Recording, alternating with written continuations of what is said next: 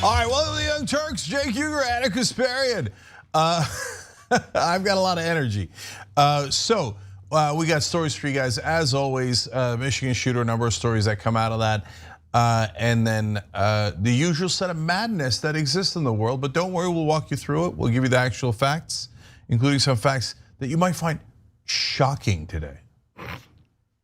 This is CNN breaking news, even though it's not. I'm just kidding. That's it. We should do our version of that. This is TYT breaking news. Shocking. Shocking news. Okay. All right. Well, we do have some good news. Not good news, but we have good takes on bad news. So why don't we get started? That's not a bad subtitle. Young Turks. Good takes on bad news. Actually, I think that's a winner.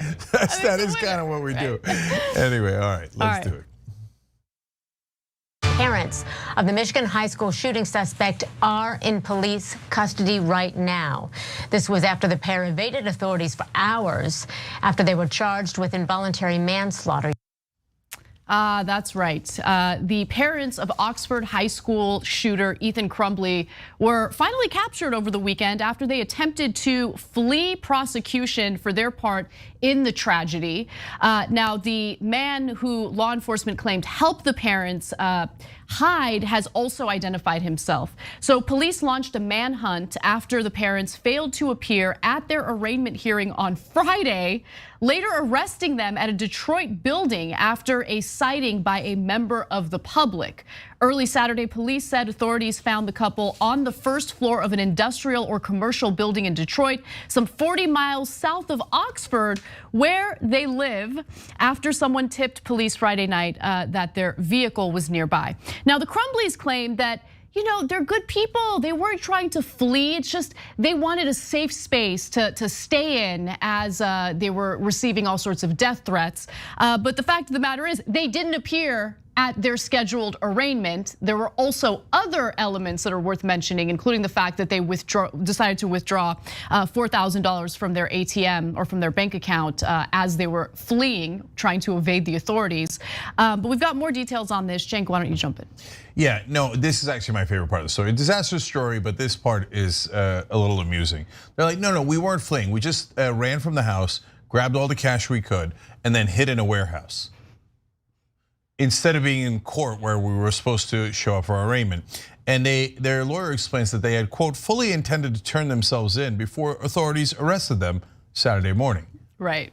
Well, when the authorities come to arrest you and you go, you're never gonna believe this, but while I was hiding in the warehouse, I had made the decision that I was about to turn myself in when you guys broke the door down. What an amazing coincidence. By the way, same exact thing Osama bin Laden said. Oh, SEAL Team 6 is here. You'll never believe this, guys. I was about to turn myself in. Okay, not really how it works. It takes some degree of temerity to make that claim. Also, by the way, I don't know why they got bail. I can't imagine a bigger flight risk. Exactly. They already ran, exactly. Right? Yeah. And I can't imagine a more important case. It was 4 kids murdered and 7 wounded. So what does it take not to get bail? Do you have to be black or brown to not get bail? But they have a bail option. I don't know if the right wing has started raising funds for them yet, but you know, wait for it. Here's some other information that's relevant. So as I had mentioned, the parents also withdrew $4,000 on Friday from an ATM in Rochester Hills, about 10 to 15 miles from Oxford.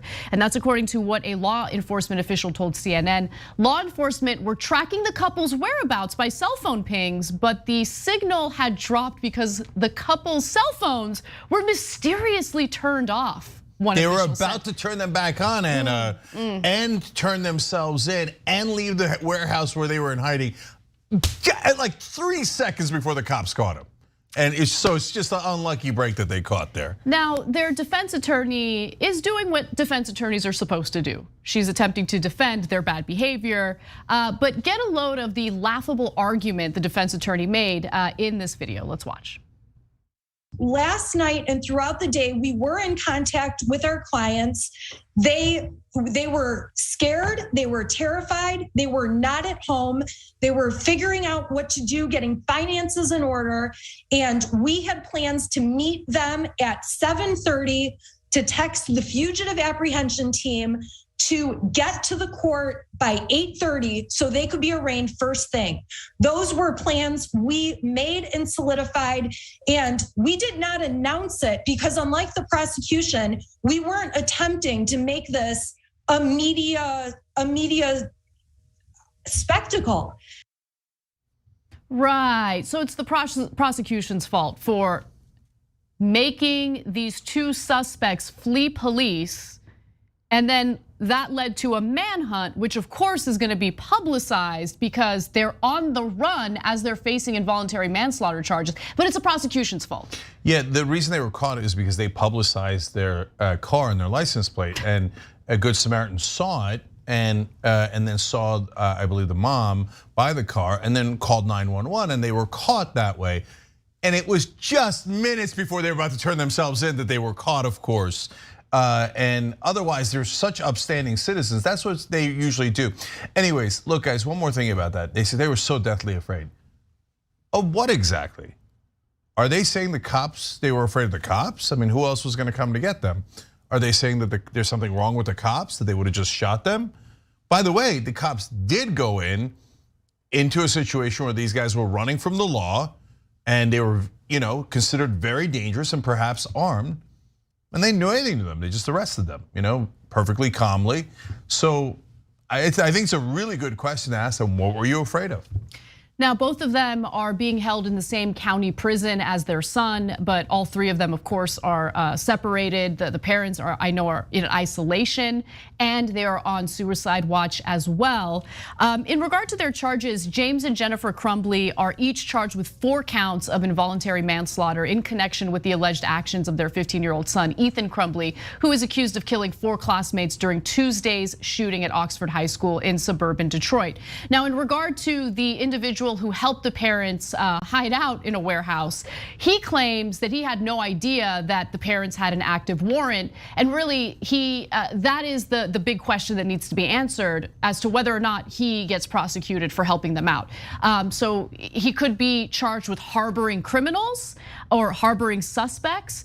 However, if there's any indication that he was really ignorant of the fact that they had active warrants against him or against them, then he could avoid being prosecuted. So his name is Andre Sikora. On Sunday, identified himself through his attorney as the individual law enforcement says helped the Crumblies. Now, I'm just gonna make a quick note on him. He actually did turn himself in, right? And we don't know his circumstances, so I reserve all judgment on him completely. He might not have known. We don't know any of that, right? The parents clearly knew that Ethan Crumbly had a weapon that they had given to him as a present. They clearly knew he had written things that were very disturbing, like "the thoughts won't stop, help me." And after knowing that, they did not withdraw him from school, and they did not tell the school that he potentially had a gun on him. Instead, they just walked away. So, before we get to the trial, obviously they'll adjudicate it in the trial, but they appear to be massively guilty. I just want to make a distinction between them and the other guy who might or might not have helped them to hide. Exactly, and I also want to talk a little bit about the charges that the parents are facing, why they're facing involuntary manslaughter charges. And I think they should face involuntary manslaughter charges. For instance, prosecutors allege that they allowed their son free access to the gun used in the shooting, which they say James Crumbly bought 4 days prior on Black Friday. But one of their attorneys, Shannon Smith, said the gun was locked.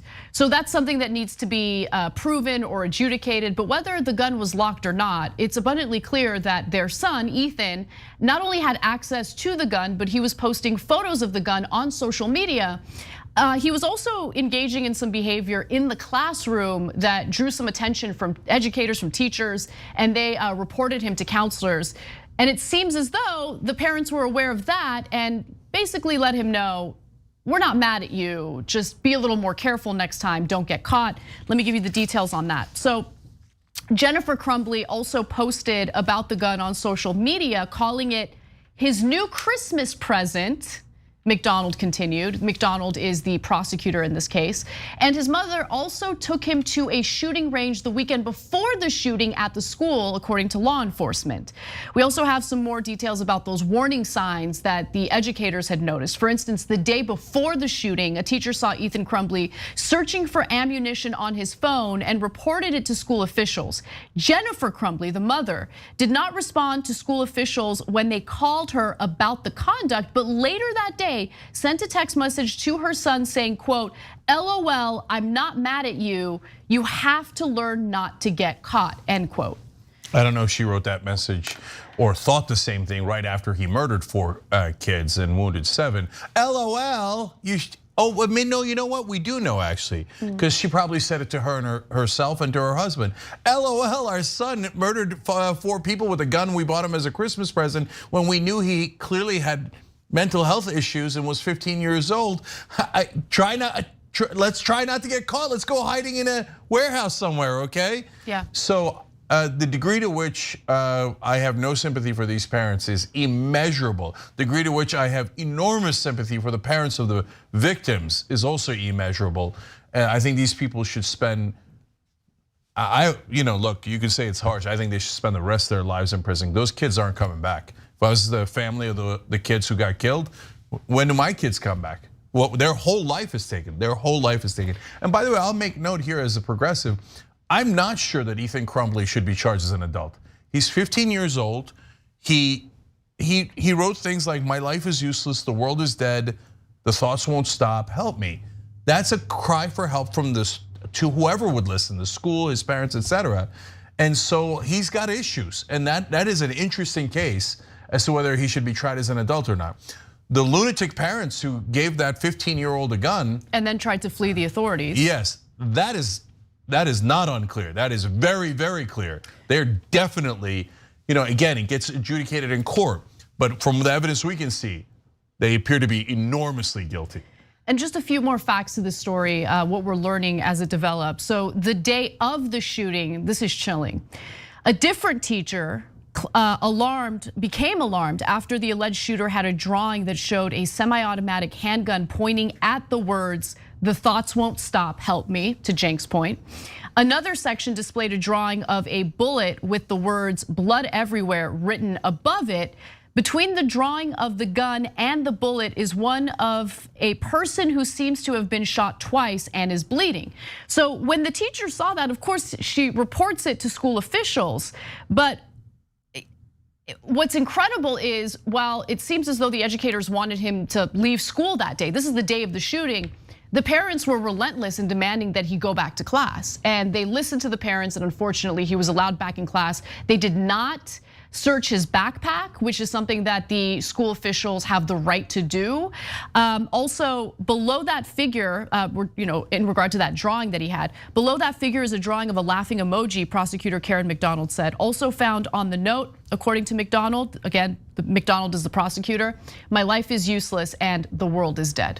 Yeah, a couple more points here. Look, I wouldn't give a 15-year-old a gun under any circumstances. I don't know, man. I'm sure that there are some mature 15-year-olds, but in my experience, the overwhelming majority of 19-year-olds are 15-year-olds? 15-year-olds are nowhere near mature enough to handle any weapon, let alone a gun. And then you see those notes. And I certainly would, no matter what anybody's age was, I would never give someone a gun that said the world is dead and I have blood everywhere and it make the thoughts stop. Come on. And then it's a 15-year-old that has those thoughts, and the parents know he has the gun, right? And they let him go back into the school. And by the way, he then started shooting people immediately as soon as he was allowed back into the school. The parents are absolute monsters. And then look, and every excuse of theirs is total weak sauce nonsense. I mean, it was locked, really? Well, as Anna pointed out, there it is in the picture. He's holding it in the picture. Boy, that seems really locked, right? And then second of all, you know how we know it's not locked? Because he had it and he used it as the murder weapon. That's how we know it wasn't locked. Or maybe it was locked and you gave him the code. It doesn't matter, either way, you're enormously negligent and totally guilty of this crime, at least I mean, there's such monsters. There's no end to it. Look, it's kind of a weird story because it's so serious, but their excuses are so lame. It's hard not to make fun of. Dragging with the girl tattoo wrote in, they're a member here. When caught red-handed, I wasn't stealing a cookie. I was putting it back. Right? No, Amazing. No one believes you, and guys, the most important part of this is that it's not a rando case. Okay, this is gun culture in America. There are there are millions of Americans who think, oh yeah, if you're 15-year-olds, of course you give them weapons, for hunting and for government tyranny and to protect themselves. And then, if they see anything fishy, they're 15, they're 12, they're 13, just kill people. Here's a weapon of murder. Just go do it. Who cares? You're mature, you're not mature. Guns are awesome. Guns are the best. If you think I'm exaggerating, you don't live in America. Everyone who lives in America knows that's absolutely true, that people definitely believe that. And so that's why America is an incredibly dangerous place. You should honestly be, if you're thinking of visiting here, you should think twice. This is a deeply, deeply violent country that celebrates this kind of gun culture. All right, we got to take a break. When we come back, we've got more news for you, including a Republican representative putting out a pro-gun photo just after the mass shooting happened at Oxford High School. We've got that story and more when we return.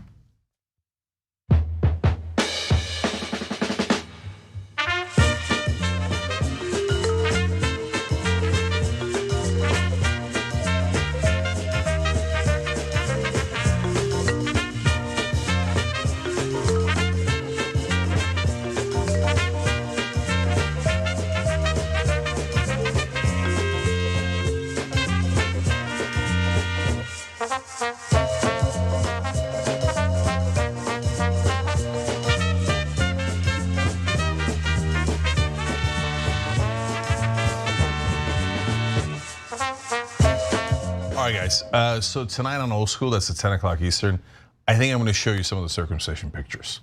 What? Okay. Wait, what? Yeah. You're gonna show what? Some of the circumcision pictures. Why? Because I talked about it on Old School a lot, about how, the outfit that I was in. You're gonna, wait, hold on. You're gonna show that during the post game. No, Old School. Oh yeah, do whatever you want in Old School. All right. So that's 10 o'clock Eastern tonight. Ben Mankiewicz, David Schuster, and myself. So, but brace for impact.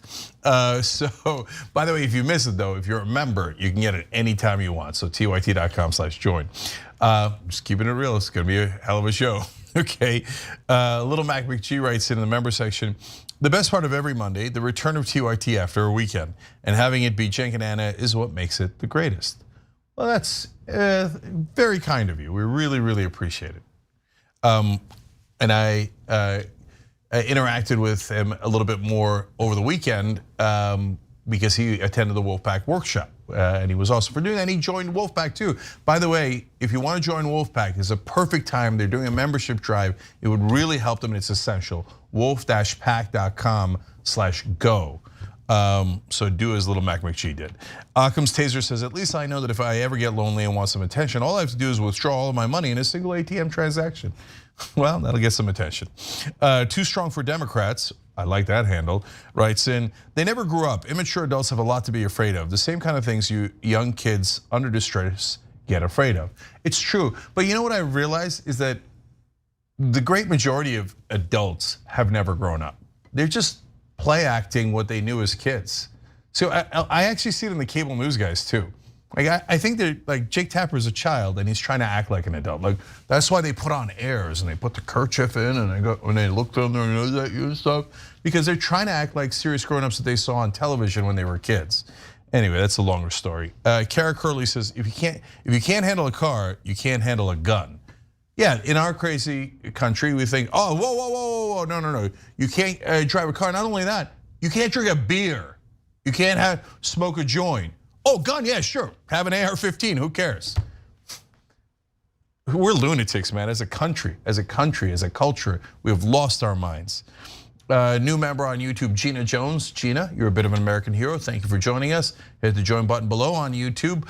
And if you're on a cell phone, you got to scroll down a little further, okay? But it's right there. Peter Hamby with his haiku of the day. Story starts Crumbly ditching their child behind their fake parents. That's another good point I hadn't thought of, which inside the haiku, which is, they ran, their kid is in prison and is probably incredibly scared and lonely, etc. He already had a lot of issues. They're not even comforting him. They're just worried about themselves. They're the world's worst parents. Elizabeth DeLelio writes, and if my kid left a note begging for help, whether or not I thought they were homicidal, I would not send them back to class. I'd take them home and actually care for them, but his parents neglected him. That's a great point, Elizabeth, exactly right.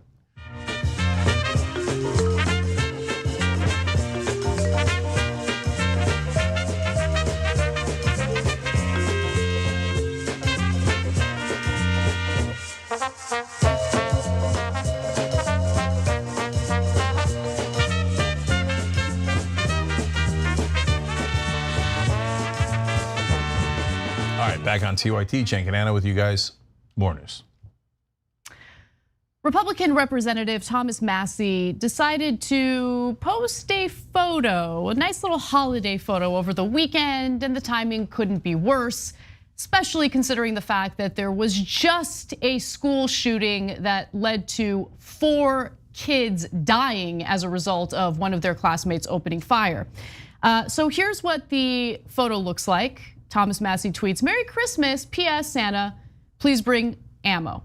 Every member of his family has a weapon on them, and they all have big, bright smiles. What a great, lovely photo.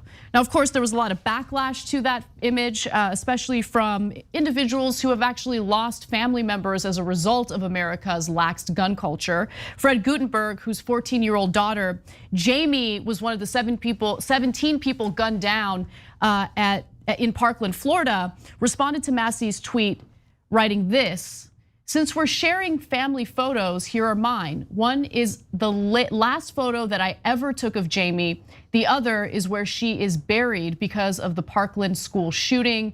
The Michigan school shooter and his family used to take photos like yours as well." And there was some backlash from other lawmakers as well, including Congressman John Yarmuth, who tweeted this: "I promise not everyone in Kentucky is an insensitive a-hole." Yeah, Yarmuth is a retiring Democrat from Kentucky and actually one of the better congresspeople in the country and has been for a couple of decades. Massie is a lunatic right-winger from Kentucky. That's the difference. So put the picture back up because, yeah, people are making great points, serious points. Gutenberg's point is the most salient, of course, and very touching. I'm just gonna tell you what I honestly think. I think they look like a family of lunatics out of a horror movie. I'm being completely serious. That looks like what you would run into in a horror movie, like, oh, hey, am I safe? And you're running from the monster or whatever and the killer, and then you knock on the door, and then this is what you see, and then you scream even louder because it's not just one person with a weapon that's scary. It's the whole family who, I don't know, and they have these deranged smiles on their face, like, hey, murder's about to happen any second now. We have enough bullets here to kill a whole village, okay? You've come to the wrong house on Christmas. I mean, yeah. but honestly, this is what's wrong with America. We are so split that a lot of people look at that picture, millions of people in America look at that picture and go, attaboy. Yeah, I mean, that's what I was gonna say. You don't find that photo appealing in any way because you're not the demographic that's being targeted by that image, right? The people that would find that appealing are the very individuals who support Representative Massie anyway, right? And they don't necessarily support Massie based on what he stands for policy-wise. This is just more of the, honestly, easy pandering to cultural issues. And in this case, it's the gun culture. Yeah, and look, what's next? In the next Christmas photo album of the Massies, they're gonna have like RPGs, the fire-shouldered rockets. They're gonna have hand grenades. Oh, we pulled it. After the picture, we're throwing it out the window, or maybe we're not, I don't know. Weapons are awesome. Oh, one of us has a finger on the nuke. We're thinking of nuking the whole town. Yay, violence, murder and violence, yay. And so we live with these folks. We live with millions and millions of these folks. Look, are there guns in other countries? Well, the answer is, for most countries, barely, right? But they exist in other countries. But is there a culture in other countries where they celebrate death, violence, guns, homicides, etc.? Yeah, but only a couple, like Afghanistan, the Taliban loved the weapons. They would have a picture almost exactly like that, right? Except they wouldn't give it to the women. So, to be fair, right? In this case, the women have murderous weapons too. Who do we murder? Yeah, right? You might find a couple like that in other war-torn countries and other fundamentalist countries, but there is no answer to this. There is some massive percentage of our country that thinks weapons that are designed to kill people is like the greatest thing in the world, and it's a substitute for their penis, and it's a substitute for feeling safe and secure. In reality, of course, the more if you have a weapon in your house, your chance of dying goes skyrocketing. Those are a matter of statistics and facts, but they don't care about facts. They have that many weapons in the house, including some that look like they're out of some ridiculous Rambo movie. Yeah. The chance of one of them dying is much, much, much higher than if they had no weapons in the house. So over the weekend, I interviewed an associate professor over at Harvard for Jacobin, and he's done a lot of extensive research on the incarceration rate in the United States, and how we incarcerate more people than any other developed country.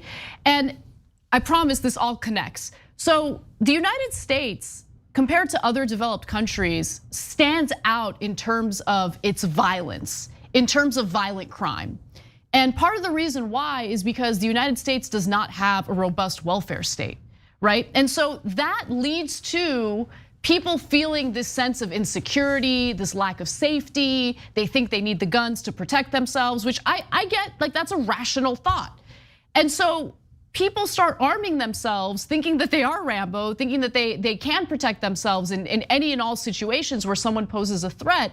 But that gun culture has just kind of snowballed into what we see in that image, right? Part of it is political and cultural pandering, but part of it is also just this thought that guns are fun toys, when in reality, like if the right wing believes in the right to bear arms, they should take it seriously.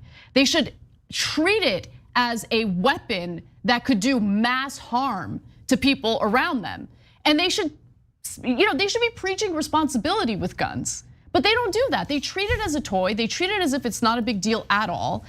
And we just see more and more death and destruction as a result of that. I mean, we've had 32 school shootings in this country since August of this year. 32. In 3 months. It's crazy. Not mass shootings, school shootings. Mass shootings are a much larger number because there's nonstop massacres in America. We call them mass shootings. There's a different word for it. It is very literal. It's massacre. We average 1 massacre a day in America, and it's because the right wing thinks it's awesome and really cool. We have come to accept it in America. We're like, oh, at any moment, any of us can get massacred by the right wing lunatics who walk around around us and that have weapons all over them. And the minute any of them gets a little agitated, they're like, government tyranny, murder everyone, okay? Or whatever. I got thoughts running in my head, or I don't like you, or you're Antifa, or you threw a plastic bag at me, or you had Skittles in your pocket, whatever, murder, murder, murder, murder. And they celebrate it. John Bocino asked a good question. It was the same one I had. I had to look at this picture a couple of times. He's one of our members, tyt.com/join, to become a member and be part of the show. He said, is that a little girl pointing her gun at her mom's head? And I looked carefully, it appears she's not pointing it at the mom's head, but it's close. And obviously those weapons shouldn't be loaded, but are you sure they're not loaded? Look at the lunatic parents in the picture smiling broadly as they have these gigantic guns. And I guess the dad has the shortest penis because he has to overcome. Oh, look at this guy! I could murder dozens, maybe hundreds of people with this thing. Oh, I would be such a good murderer. Okay, right wing, enjoy, but it's super scary. We live in a crazy country. And remember, the parents of the Oxford High School shooter are now facing involuntary manslaughter charges for making the gun so accessible to their 15-year-old son. And just after that, Massie thought it was a great idea to post that photo. He's a United States congressman. And he's not the first one who's done this. They do this all the time. This is a common occurrence in Republican politics. And again, one last point.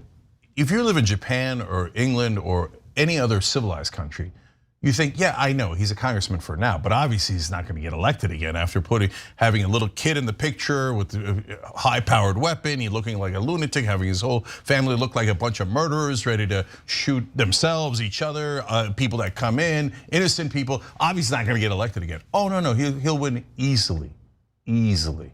People look in his district, look at that and go, and that's what's really scary. They look at that and they go, oh yeah, man. They are ready for murder. I like these guys. All right, well, we have another gun-related story, Joy. Let's talk about that. So, Jake Tapper recently had an interview with Democratic Senator Chris Murphy about gun control legislation, which has gone nowhere in Congress. And I thought the framing of Tapper's question was fascinating here. Let's take a look at that and how Senator Murphy responded. Senator Murphy says he will consider his time in public service, quote, a failure if he is not able to pass a significant federal firearms reform bill. Senator Murphy of Connecticut joins us right now. So Senator, this horrific violence at Oxford High School in Michigan, it was the deadliest school shooting in more than 3 years. The 9th anniversary of Sandy Hook is just over a week away. You obviously represent Sandy Hook in the Senate. We have a Democratic House, a Democratic Senate, a pro-gun control president, Democrat. No new gun regulations have passed. Why not? Well, listen, I think it's first important to remember that while the nation pays attention to the epidemic of shooting in this country on days in which there is a mass shooting, 100 people every day are dying from gunshot wounds, and we've seen a dramatic uptick in violence since the beginning of the pandemic. The fact of the matter is we have the votes in the House and the Senate for universal background checks bill. We have a president who will sign it. It's the rules of the Senate that prevent us from passing it. We probably have 52, 53, 54 votes in the Senate for this. So the rules right now are what prevent us from being able to enact the will of the public.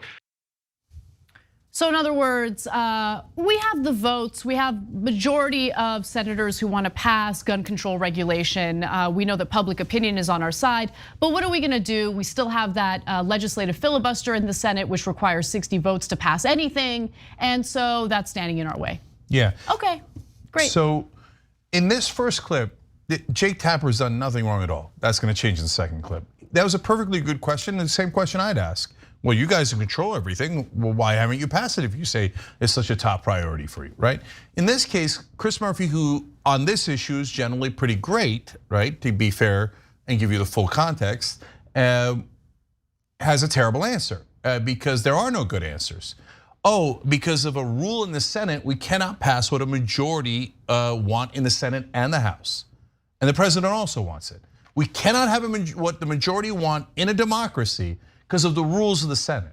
The correct follow-up question should have been, so then, Senator, you're saying the rules of the Senate are more important than the lives of the kids that were murdered at Sandy Hook. Because you say you need this gun regulation to prevent more massacres and more massacres at schools like the one that you're concerned about. But your party, this is a stone cold fact, is saying that the filibuster and protecting it is more important than all of those lives. Yeah, and to be sure, Senator Murphy did not advocate for doing away with the legislative filibuster. He just cited the legislative filibuster as the reason for the Senate's inability to pass gun control legislation. And this is why I'm honestly at this point, whether we're talking about Democrats or Republicans, I don't even care about the political affiliation. I'm sick of Congress, I'm sick of the Senate, and I'm not interested in their excuses. Their excuse is honestly incredibly fake and phony because they know that Chuck Schumer, with the blessing from the Biden administration, could do away with the legislative filibuster. And could do away with the Senate parliamentarian who is an unelected official who apparently has more say in our future than the president of the United States does, than our elected lawmakers do. So I'm not interested in their excuses. If they wanted to do something about the filibuster, they could do something about the filibuster. Jake Tapper should have asked a follow-up question about that. He didn't, of course. Okay, now if Murphy's right. Let's also note that at least 90% of Republicans are opposed to doing anything at all. They're like, oh, massacres in the schools. We think the correct action is nothing at all. Who cares? It's your kids that got massacred, not mine.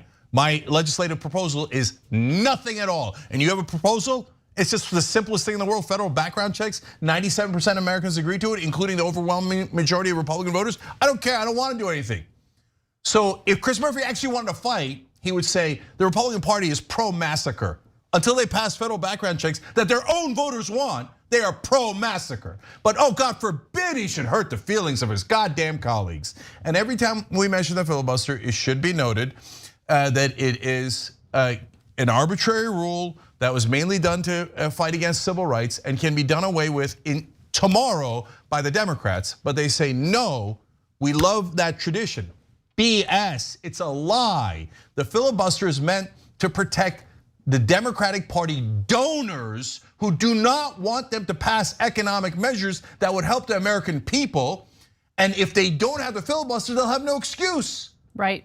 And so the filibuster is the Democratic Party's excuse for inaction to actually serve their donors. Because the Democratic Party says the right things, but they are just as corrupt as the Republican Party. So you are seeing an incredibly corrupt senator there protect his party and his incredibly corrupt colleagues. Oh, well, I could save the massacres of the kids. On the other hand, my donors paid me a lot of money so that we don't have higher wages, so you don't have health care, okay? So Jake, the money to us is more important than the kids. Why don't you just be honest about it? But if you think that's bad, wait till you get a load of the second clip. All right, let's watch.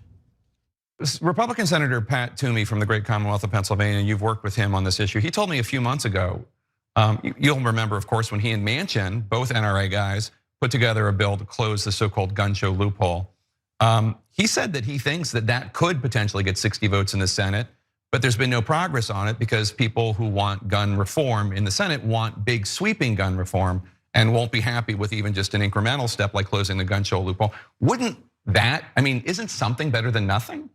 Listen, I won't let the perfect be the enemy of the good, right? I want universal background checks. I want a ban on assault weapons, but I will settle for something much less because that will save lives. So I've been in negotiations all year with Senator Toomey, with Senator Cornyn, with Lindsey Graham, trying to find a compromise that can get 60 votes in the Senate. Maybe this shooting will bring people back to the table, but we haven't taken a vote this year, in part because I've asked Senator Schumer for the room to try to negotiate that compromise that you're talking about. Okay, God, cable news is just toxic. So look at that framing by Jake Tapper. The Republicans say they want to take action on this, but it looks like it's the Democrats' fault for trying to ask for too much. Democrats, aren't you trying to stop too many massacres? Oh, come on, it's the Democrats' fault. The poor Republicans are offering to compromise. No, they're not. Okay, first of all, every one of those provisions that the Democrats pretend to want is incredibly popular. The Republicans say, yes, I know, but my donors don't want it. The NRA pays me, bribes me to not want it. But I would theoretically do only one of those, the mildest one. But that's not even true. Because Murphy says, I talk to Toomey all the time, the beloved senator that you were just kissing the ass of, Jake Tapper, okay? And he can't get 10 votes on anything. He can't get 10 Republican votes on anything. But if you don't know all that background and you just turn on cable news that day and you watch that, you would think, well, I guess the Republicans are trying to solve it, but the Democrats won't work with them. I mean, that's a politician. I don't know if I trust the politician, but that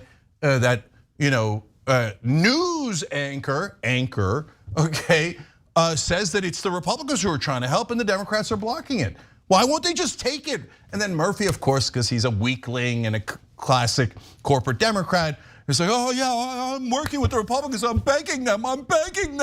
Jake, you don't understand how much I'm begging the Republicans to do something. Shut up and man up, man. Are you gonna do something or nothing? Why don't you say, you're on national television. Why don't you say the Republicans think we should do no gun control, and that is a fact. They cannot get 10 votes on anything. Forget the 48 Republican senators. I can't get 10 out of the 48 to do the mildest version. Hence, the Republicans are pro-massacre. They're getting our kids murdered. And that is true. But he cares more about his Republican friends and his corporate donors than he cares about you or your kids. So what you see on cable news is nothing but theater. They get together, they do their powder, they get, how do we look? We're at the Capitol, we look so good, we're all gonna get rich and we're all powerful and famous, and your kids are gonna get murdered. Let's put on a show about how we care, how we're doing something. Here's another excuse why we can't do something. And then Jake Tapper will come out and credit the Republicans for being the brave people trying to fix this thing. They're not news anchors, they're news actors. They don't know anything about the news. And the people at the Capitol don't care about your lives at all, at all. I guess they think they have good security at their private schools that their kids go to, because they're not at all concerned about your kids. Not 1%. They'll never be honest with you about what's actually happening in this country. When we come back from the break, probably the craziest take on the Oxford High School shooting that you've ever heard. Strong words, not hyperbole. We'll be right back.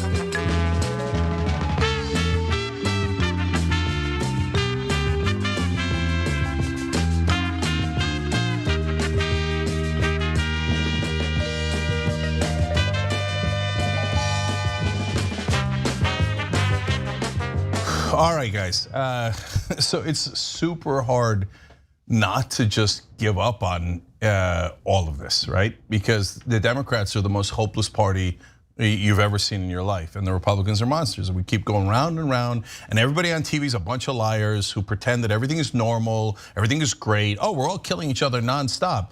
That's totally normal, perfectly fine. Beloved Republicans from the great Commonwealth of Pennsylvania. Shut up, Jake, you fraud.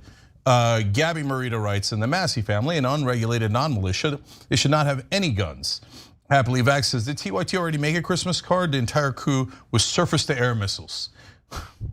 No, we did not. Andrew, why not make your own tradition? Everything is a point of conception, because they don't care about the tradition of the filibuster. They're all liars. Let me be super clear, Manchin is a liar, but so is almost every Democratic senator. The filibuster, the great tradition. Remember when they were lynching people and we didn't want to stop the lynchings? We created the great tradition of filibusters so we could continue the lynchings. That is a fact, by the way, you can look it up. What a great tradition. That's the thing I care about more than voting rights and women's rights and massacres in the schools and minimum wage. You guys are liars. All those Democrats are liars. They don't care about the tradition at all. It's an excuse for their corporate donors. Colorado Blue Blazer regular writes in, maybe this shooting will get this moving, that quoting Chris Murphy. What effing world are they living in? Daily mass shootings don't affect those living in gated and guarded communities. Yeah, so what number of massacres would ever make a difference? The horrific nature of the massacres, when would they make a difference? I mean, in Las Vegas, I think he shot over 400 people. Killed over 50 or 60, I've lost track of the massive massacres. We had kindergarten kids massacred, and the right wing was like, yes, guns, guns, guns, guns. Wasn't my kids, I don't care. And by the way, sometimes it's their kids and they still don't care because they're monsters. Christian Diaz just joined as a member, we appreciate it. That's on YouTube. R. Stone wrote it on Super Chat. Those guns that the congressman's family has are deployment weapons for the armed forces, not for civilians. Who in the hell is this family hunting? The abominable snowman? No, they'd have to be hunting a small army with that weaponry. They're gonna get somebody killed, but they don't care, nobody cares. This country's nuts. HXC Mike says, taking responsibility for their part in the shooting is perhaps the best way they can ease the consequences for their son. Clearly, they don't care about his welfare either, about the parents. Ariel Pohi, sorry Ariel, I'm not positive how to pronounce the last name. Nothing happening after Sandy Hook should have been the final nail in the coffin for the idea that Republicans will ever do gun reform. Anyone who tells you that the Republicans might do gun reform is either the dumbest person in the world or the biggest liar you've ever met. Republicans are not going to do gun reform. They love the massacres because they get paid. The more massacres there are, the more weapons are sold, and the more campaign donations they get. That's who the Republican Party is.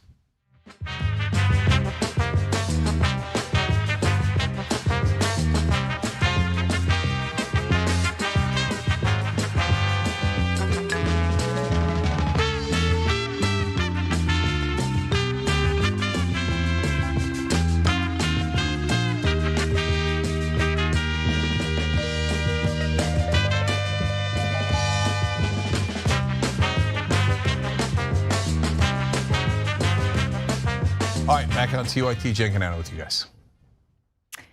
All right, so as we shared with you earlier, some in the press decided to use images of the Oxford High School shooter, Ethan Crumbly, a photo from when he was literally 10 years old and he looked like he was praying, which is a strange image to use for someone who opened fire on his campus, killing 4 schoolmates.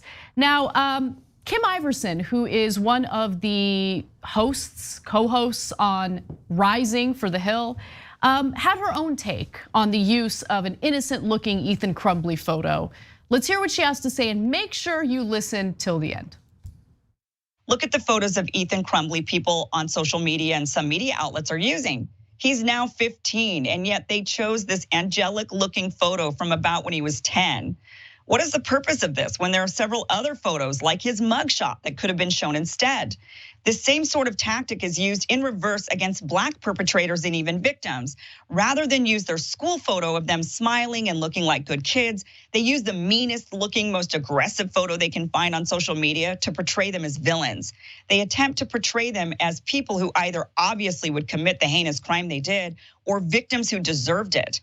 They do this to placate a certain bias and mindset that the audience already holds, and the same looks to be happening in this case. Showing Crumbly as this innocent-looking angelic white kid is intended to stoke fear and support a narrative that white people, no matter how nice they look, are domestic terrorists who we should all be afraid of.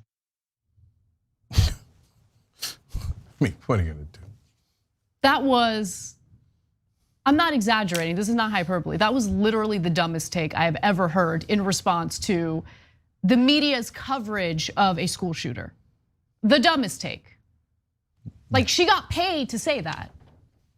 They didn't pay her to say that specifically, but she's getting paid in the process of making literally the dumbest points imaginable. Imaginable. Yeah, I mean, it's like a meme of how it started and how it ended.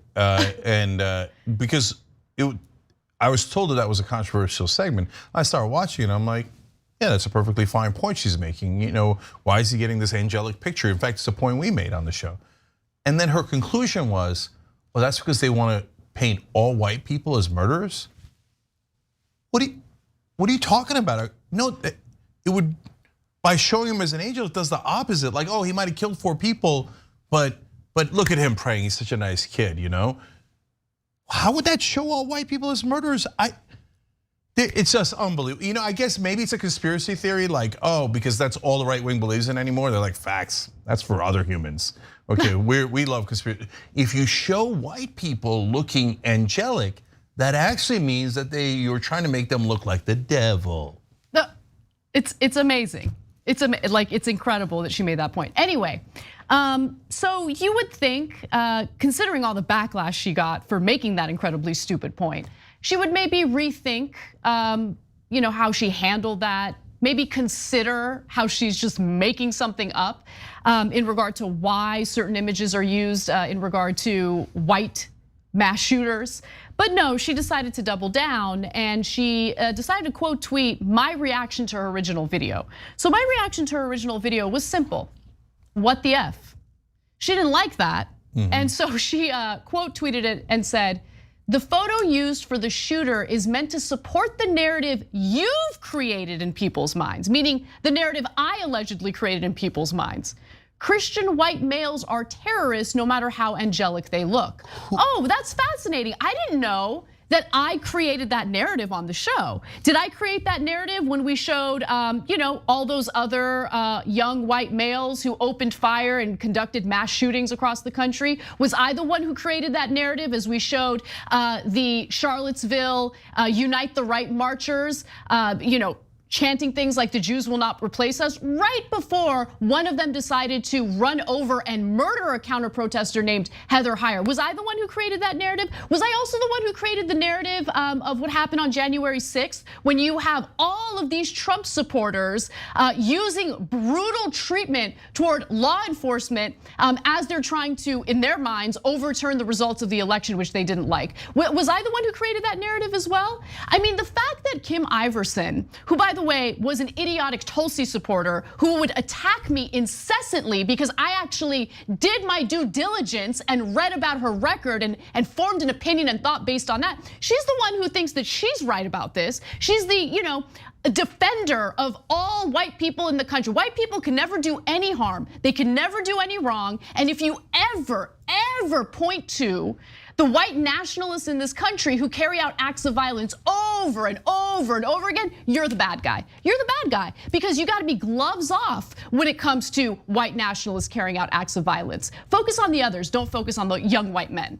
Okay, Kim Iversen is a joke. She's an absolute joke. I don't even know where she came from. I don't know what her background is, what her credentials are to do what she's doing. I know that The Rising was certainly desperate for co-hosts, and I guess they had to resort to her clownish ass doing this segment.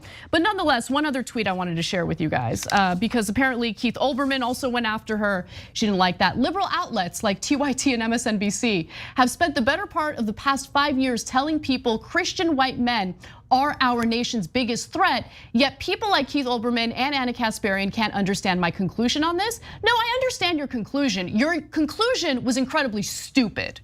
So that was my reaction. The what the F was my reaction to how incredibly dumb her point was there. And yes, I know I'm calling her stupid over and over again. Not her, I'm calling her point stupid, but she deserves it. What was that? That was absolute garbage. Okay, so a couple of things here. Number one, she's saying, we make all Christian white men look like that. Who said that and when? Just by the very nature of covering the stories, Cenk. How dare we? How dare we? Yeah. How dare we? Yeah, when local news was putting up one picture after another of specifically black defendants, not white, because it got them better ratings, and they pushed that ideology that black people are more violent because it got them better ratings. That apparently was just, oh, well, golly gee, they happen to just pick all the black people accused and then not the white. That was just okay. Now, in this case, well, is it true that there are equal number of right-wing terrorists in this country and left-wing terrorists? It's not remotely true. Every fact backs that up. The FBI backs that up. It's overwhelming. Now, does that make all right-wingers terrorists? Of course not. But most of the terrorists in this country are right-wingers. And white. And by the way, we say white right-wingers. We never say Christian. What does Christian have to do with it? Okay? And second of all, we don't say all white people because there's tons of white people on the left, and if they go to a protest, they'll get their ass handed to them by the cops. And no, they will not get any privileges, and they might get shot just like anybody else. You go to an oil pipeline protest and you're a Christian white male, you're gonna get your ass kicked by the corporate funded cops. So nobody says all white males, nobody says all Christian white males. By the way, your co-host that you're sitting next to is a Christian white male, Ryan Grimm. Yeah, that's very true. And one of the best journalists in the country. And also, by the way, a TYT contributor. So we like Ryan, okay? I mean, this is obviously absurd. And she takes our points about right-wing terrorism that is specific and says, there's a straw man argument. You see how they're saying it about all Christian white males? By the way, it's not. And by the way, not only is it a straw man argument, it's a lie. Kim Iversen lies for a living. So she sits there and goes, oh yeah, this is what TYT says.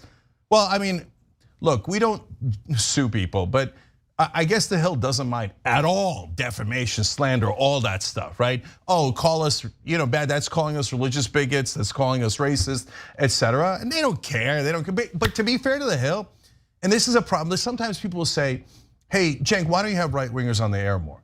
I can't find sane ones. I'm serious. Whenever I find a sane right winger, John Ziegler, I don't agree with him on 90% of stuff, but he's not a lunatic. We have him on the conversation. I just had Joe Walsh, former Tea Party Republican, on the conversation. I try, but most of them have lost their goddamn minds, and all they ever do is lie. By the way, the FBI has cited white nationalists as a massive national security threat to the country. Because look, she's using euphemisms here. Okay, she refers to them as Christian white males, but don't fall for that euphemism. Because what we talk about on this show over and over again is not about how dangerous Christian white males are. We talk about how dangerous white nationalists are. The very white nationalists that Kim Iversen, for some reason, seems to have a vested interest in protecting and laundering. Why? Why does she feel the need to do that? And what I especially love about all of this, right? We've come full circle, Kim. Kim Iversen, who claimed that I was not pure enough to consider myself a progressive because I was critical of Tulsi Gabbard, is now defending white nationalists in the country.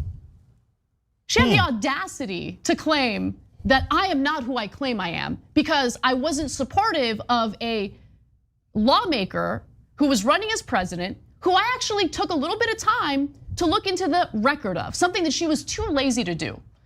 It wasn't until recently that she tweeted out that she had decided to no longer support Tulsi Gabbard. Oh wow, congratulations, Johnny come lately. Yeah, I honestly, there's so many grifters now. So many. I don't even know if she's pretending to be left wing or she's right wing, or I don't know what she's pretending. She's chasing those dollar signs. Let's just keep it 100. And I see right through it, Kimmy. I see right through it. And so yeah, if you say something incredibly stupid, there's gonna be backlash. Instead of doubling down, maybe she should have taken a moment to reflect on how dumb her statement was. But of course, she can't be bothered to do that. So she not only doubles down, but decides to throw out smears against anyone who might criticize her. What a clown. And by the way, to dispel the lies that she says, do we only show Christian white males that have committed crimes? Obviously not. Just the other day, we showed you the guy in Wisconsin who drove through the crowd in a van, and he happened to be black. And we showed you why, because it was a major crime, and he's black. So did we hide that? No. Did we take it easy on him? No. We absolutely obliterated him, right? Because we actually care about substance. We care about what's right and what's wrong. Now the right wing then say, oh my God, they're targeting Christian white males. These are the same exact people who said, all Muslims must apologize for what any Muslim does. Remember when there was more Muslim terrorism in America? Now it's almost all right wing, right? And so back then they're like, oh, Muslims must apologize. All Muslims are guilty. If they didn't apologize to me, by the way, they would. CARE would put out a statement for no reason saying, hey, we're, the Muslim community is heartbroken, etc. They don't have to apologize. We condemn it. Every Muslim organization would be forced to put out a statement. Why? Like, do they condemn it? Of course they condemn it. But it doesn't have anything to do with them. Did the churches put out a statement? Why did they need to put out a statement? Why are all 1.6 billion people guilty? But the Kim Iversens of the world love that. They're like, blame the Muslims, they're all guilty. Why didn't they say it? And then they would put out the statements, and then they would ignore them. They would pretend that they didn't put out the statements, and they would declare that all Muslims were guilty, right? Now, when we say, look, the majority of the terrorists in this country, which is a fact backed up by the FBI, are white right-wingers. They go, oh, they said Christian white males lie. Oh, they're targeting us like we were targeting them. So spare me your crocodile tears. And I said, the reason I said to be fair to the Hill is because find a non-lunatic right-winger and put them on there. Good luck, good luck. So are we gonna do shows where we give right-wingers equal time? No, we are not. Because then we'd have to give a lunatic equal time. I'm not gonna do that. There's enough lunatic right-wingers all over TV, all over the media. We don't need them here, okay? So the Hill, you wanna do a show half wonderful reporter, half lunatic? Have at it, Hoss. All right, we gotta take a break. That does it for our first hour. When we come back, Chris Cuomo has been fired. We'll give you all the details as to why CNN decided to let him go when we return.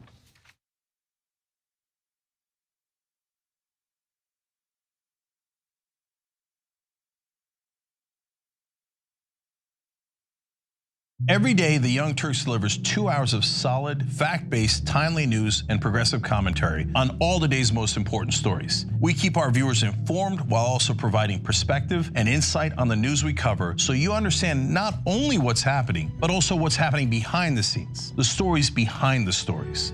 Gee, I wonder why we didn't get $15 minimum wage. Because they're all raising money from the guys who don't want to increase the minimum wage. And we play musical chairs and put these children in one awful detention facility to the next. That's what's happening at the border. The things that got him banned, he's still spreading. So presumably, I think it's reasonable to say that if you allow him back on the website, he's going to do it again. Any legal voter that we deem not willing to vote for my side shouldn't vote because it'll replace me that's supposed to vote for my side. That's not how voting works. That's not how democracy works. And while many people following today's political news can get discouraged about the direction of the nation and the world, that's not us. At TYT, we're genuinely optimistic about the future, and with good reason. Today, wide majorities of Americans agree with our progressive stances on issues ranging from healthcare and education to climate, immigration, and wages. The rising generation of young people are also overwhelmingly progressive in their political beliefs and policy objectives, and they're increasingly flexing their muscle as voters and activists to demand change from our elected officials.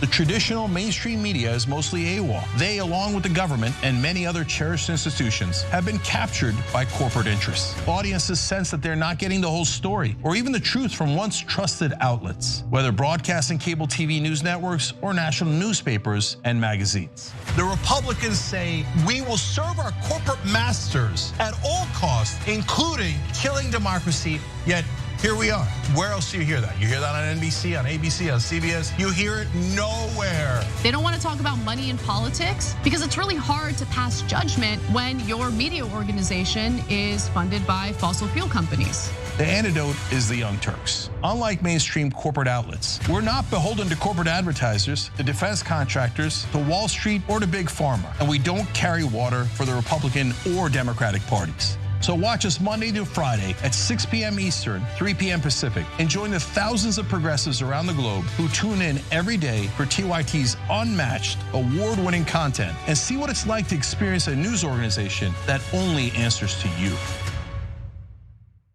I'll continue to sit. I'm going to continue to stand with the people that are being oppressed. The president labeled him a son of a bitch. I don't think it's good to be a distraction to your team. To stand proudly for the national anthem. You know, some of these people need to move to another country. Well, you shouldn't be playing, you shouldn't be there. Maybe you shouldn't be in the country. The president is put in place to amplify the racists in this country. Black men and boys are killed at an exponentially higher rate than white men and boys, as outlined by PBS. Black people are most likely to be killed by police, found mappingpoliceviolence.org. Personally, my biggest gripe is not seeing how sports and politics have been attached at the hip. From the jockey syndrome, to the Negro Leagues, to Tommy Smith and John Carlos, Muhammad Ali, to modern day and everything in between. This is not an escape. It is a reflection of reality and a reflection of the times. Everything that we've accomplished over the years is because of our members who've allowed us to remain independent of corporate interests and reach 20 million followers. Now is the time to bring as many people into the progressive movement as possible. We're inviting you to be the change and help bring a community-powered progressive change machine to life. Details are at tyt.com/change. If you're a member, thank you. We need you to remain so. If you're one of the thousands of viewers out there who's not a member yet, the time has come for you to join now. We need you more than ever. tyt.com/change.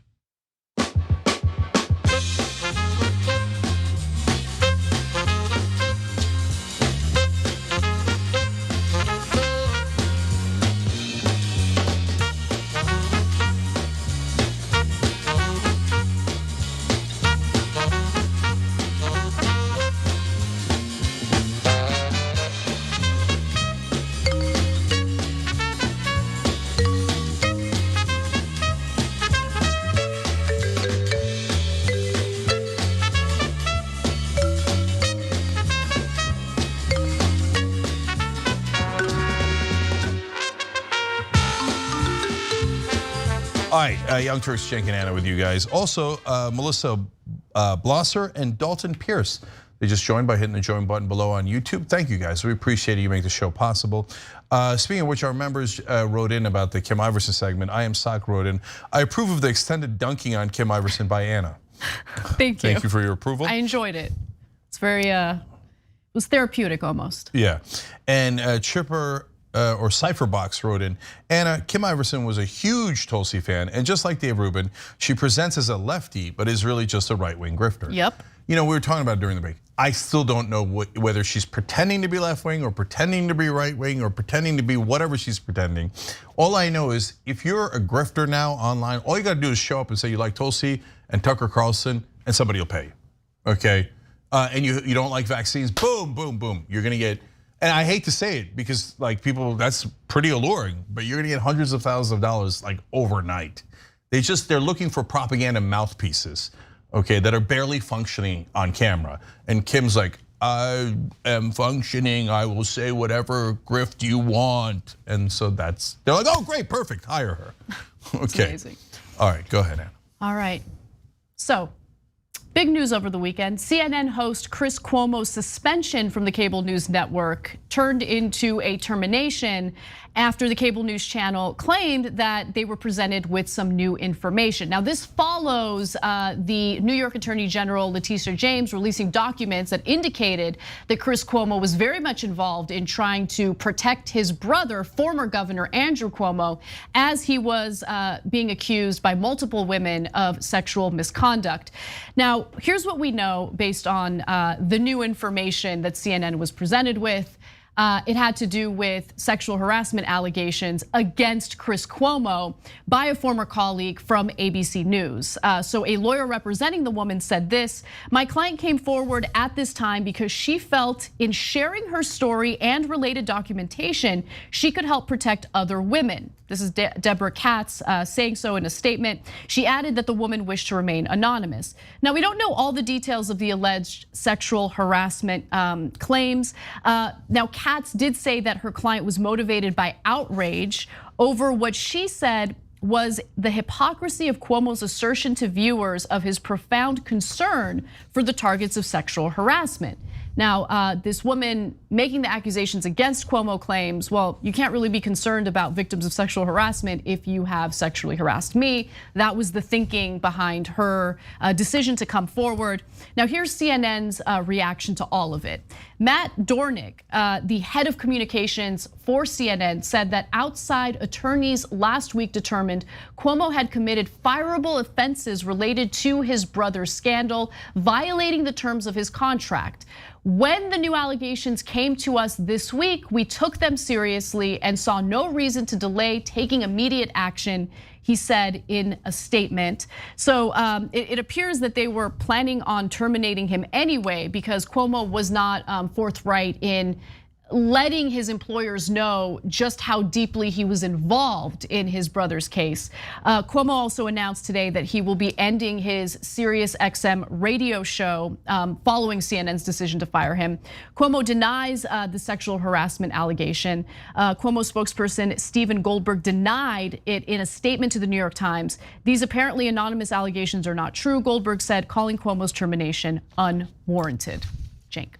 So there are two different parts to the Chris Cuomo story.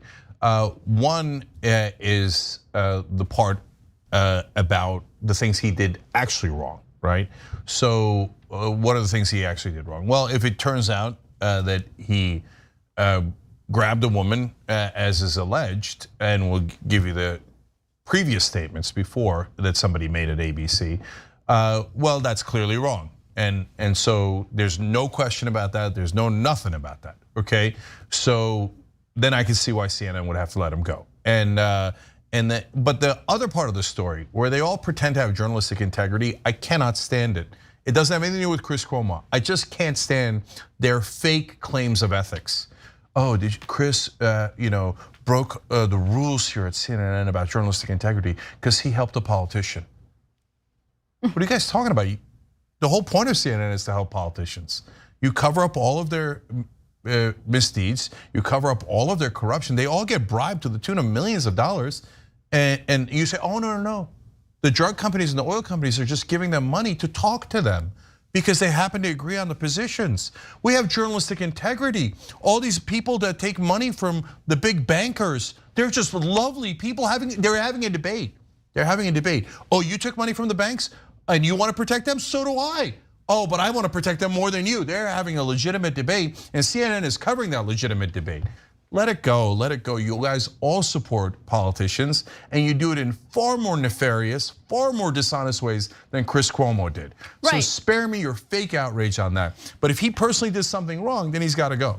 Right. I mean, look, I've been consistent on this. I think what Chris Cuomo, regardless of how awful CNN overall is, what Chris Cuomo did in in what was detailed in the documents released by Attorney General Letitia James was hideous. I mean, using his position of power to work to dig up dirt on the very women who made accusations against his brother. I get it, it's his brother. And there were a lot of liberals on Twitter over the weekend who were like, but what would you do? You'd want to help your brother too. Yeah, but digging up dirt on the sexual misconduct accusers is wrong, A lot of people being pretty clear about how they think that kind of activity is totally okay as long as you're doing so in the name of protecting and defending your brother.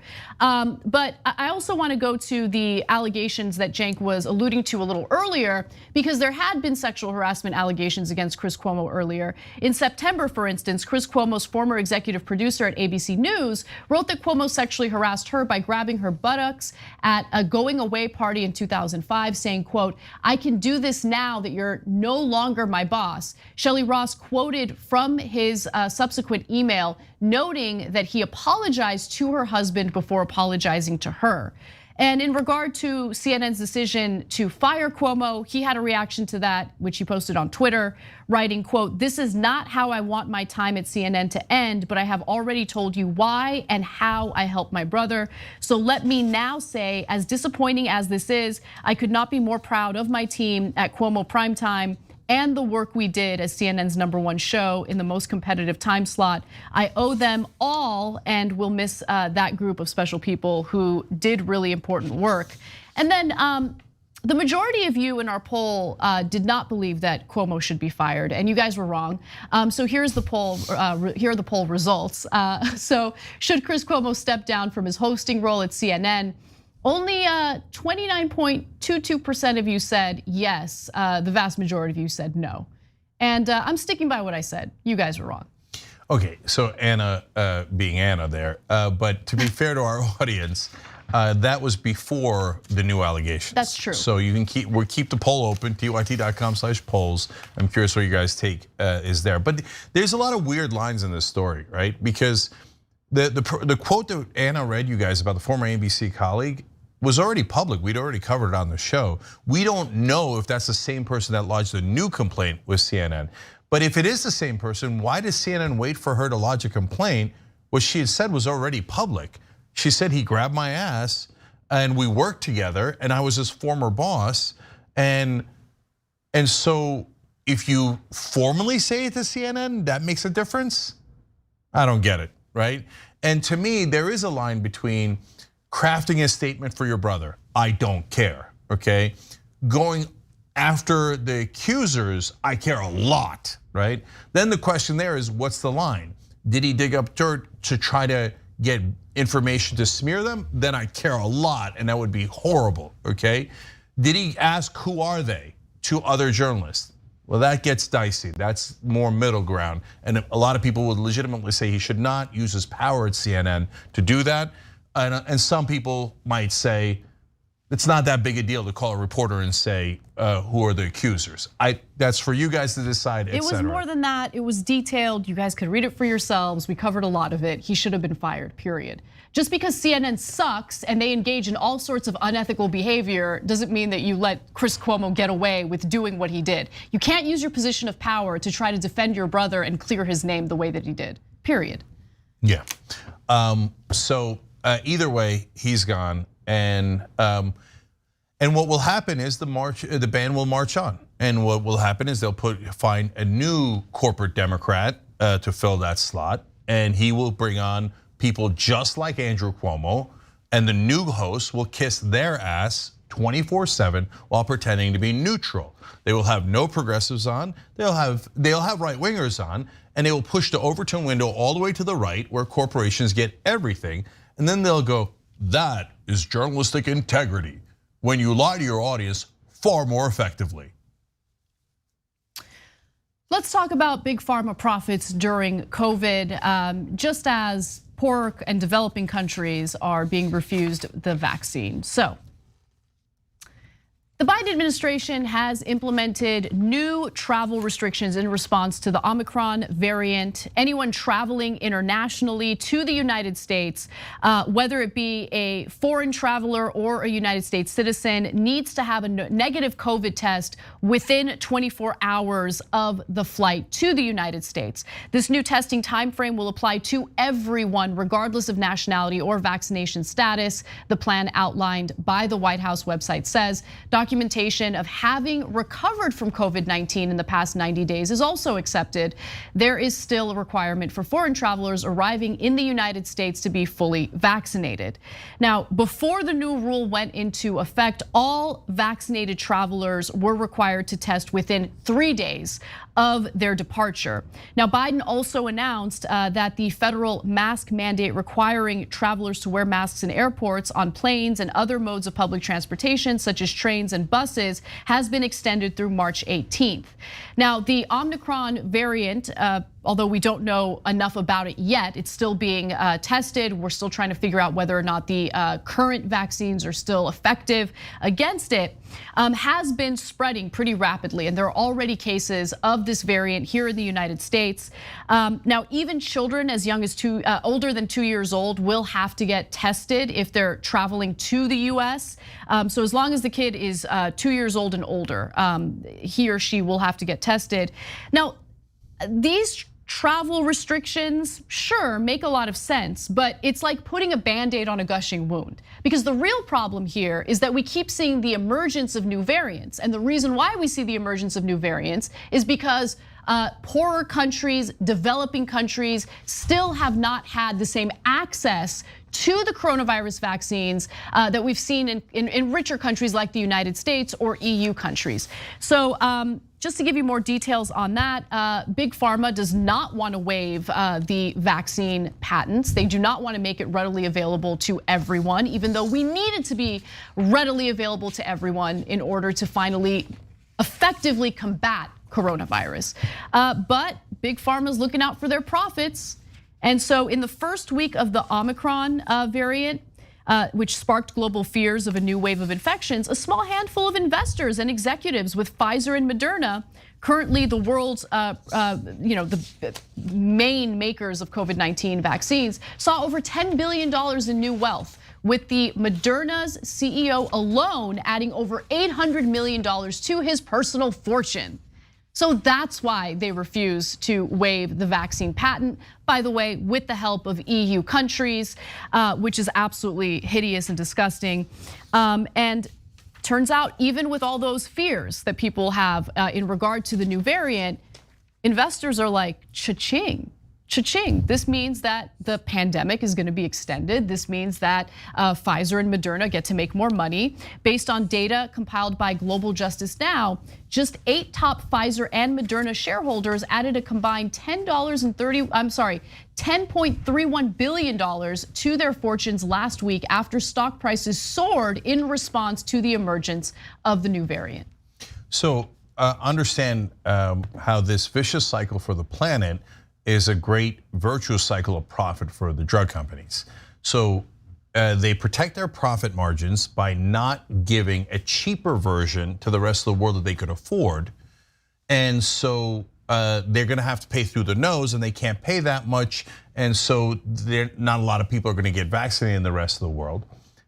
Then more variants will break out, and they'll have to come up with new booster shots for the new variants, starting a whole nother cycle of profit for them. That is why the stock market rationally reacted the way that it did. Oh, their plan to get millions of people killed by denying them the vaccine and causing more variants worked. Now we're gonna need their vaccine even more. They're gonna be able to charge us more. So give them another $10 billion just for 8 shareholders, let alone everyone else. Now but we're fair. some people were like, hey, that's CEO of Moderna, Stephanie Bancel, cashed out some of her stock options. Stefan Bancel. Sorry. Cashed out some of their stock options this week. Oh, did you see that? No. The cash out was of $3.19 million. So you might think, well, $3 million is a lot of money. No, they made $800 million that week. Is it a guy or a girl, by the way? I don't know. It's a guy. It's a guy. So he made $800 million. So cashing out $3 million is just chump change. That's what he would find in his couch. In 1 week, by the way, he made $800 million in 1 week.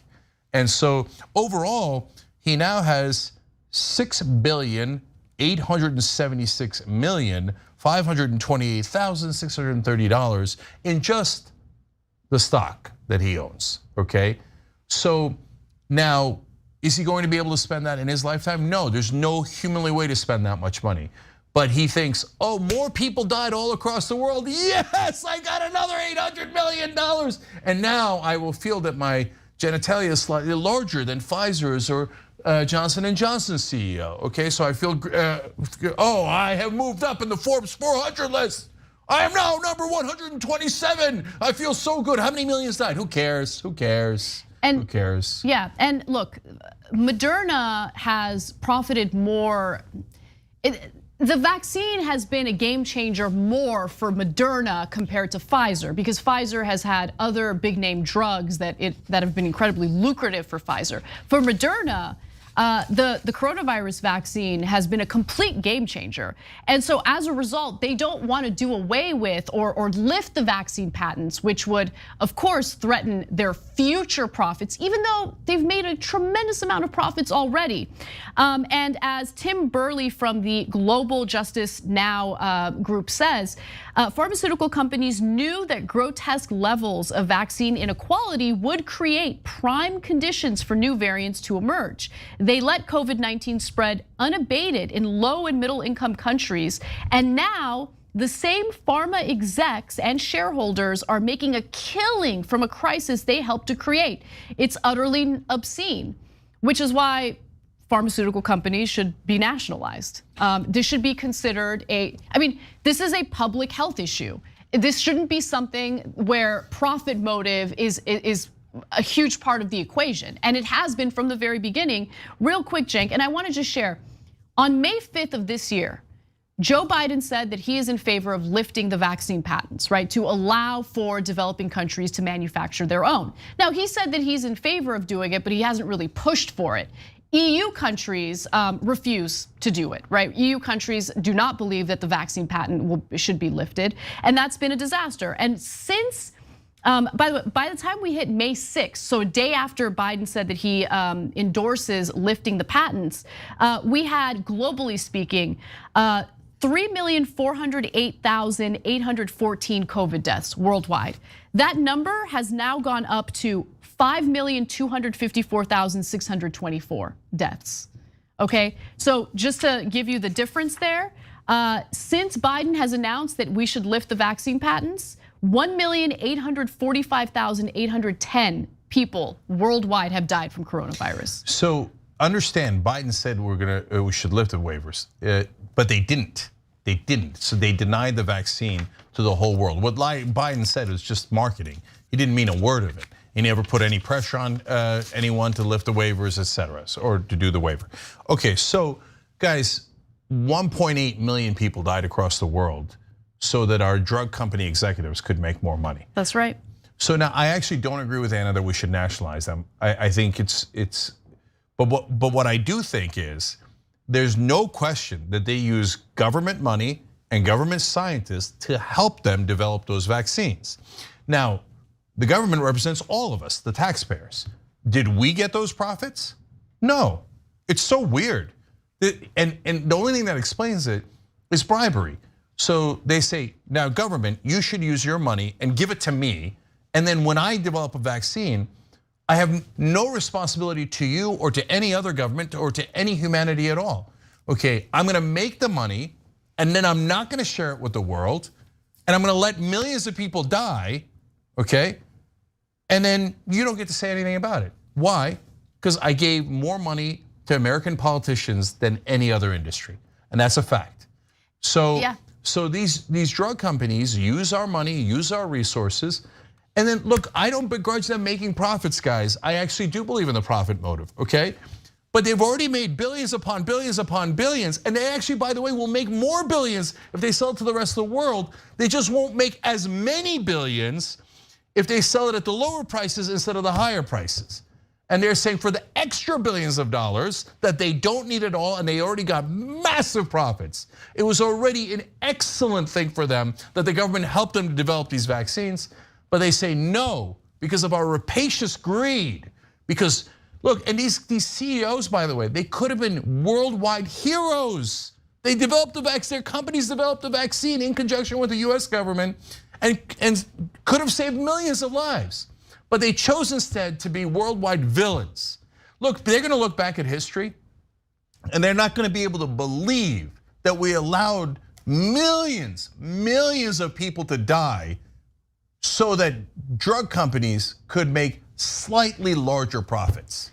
No, I disagree. Not only will they believe it, I think things will continue to devolve because the profit motive reigns supreme in the United States, worldwide. That is the model. I think, look, when it comes to life-saving vaccines, when it comes to pharmaceutical drugs that people need to survive, there shouldn't be a profit motive, but there will continue to be. And as long as there is, we're gonna run into the same problem over and over and over again. All right, we got to take a break. When we come back, we have some words from anti-freedom zealots in the country, especially when it comes to reproductive rights. We'll see you in just a few minutes.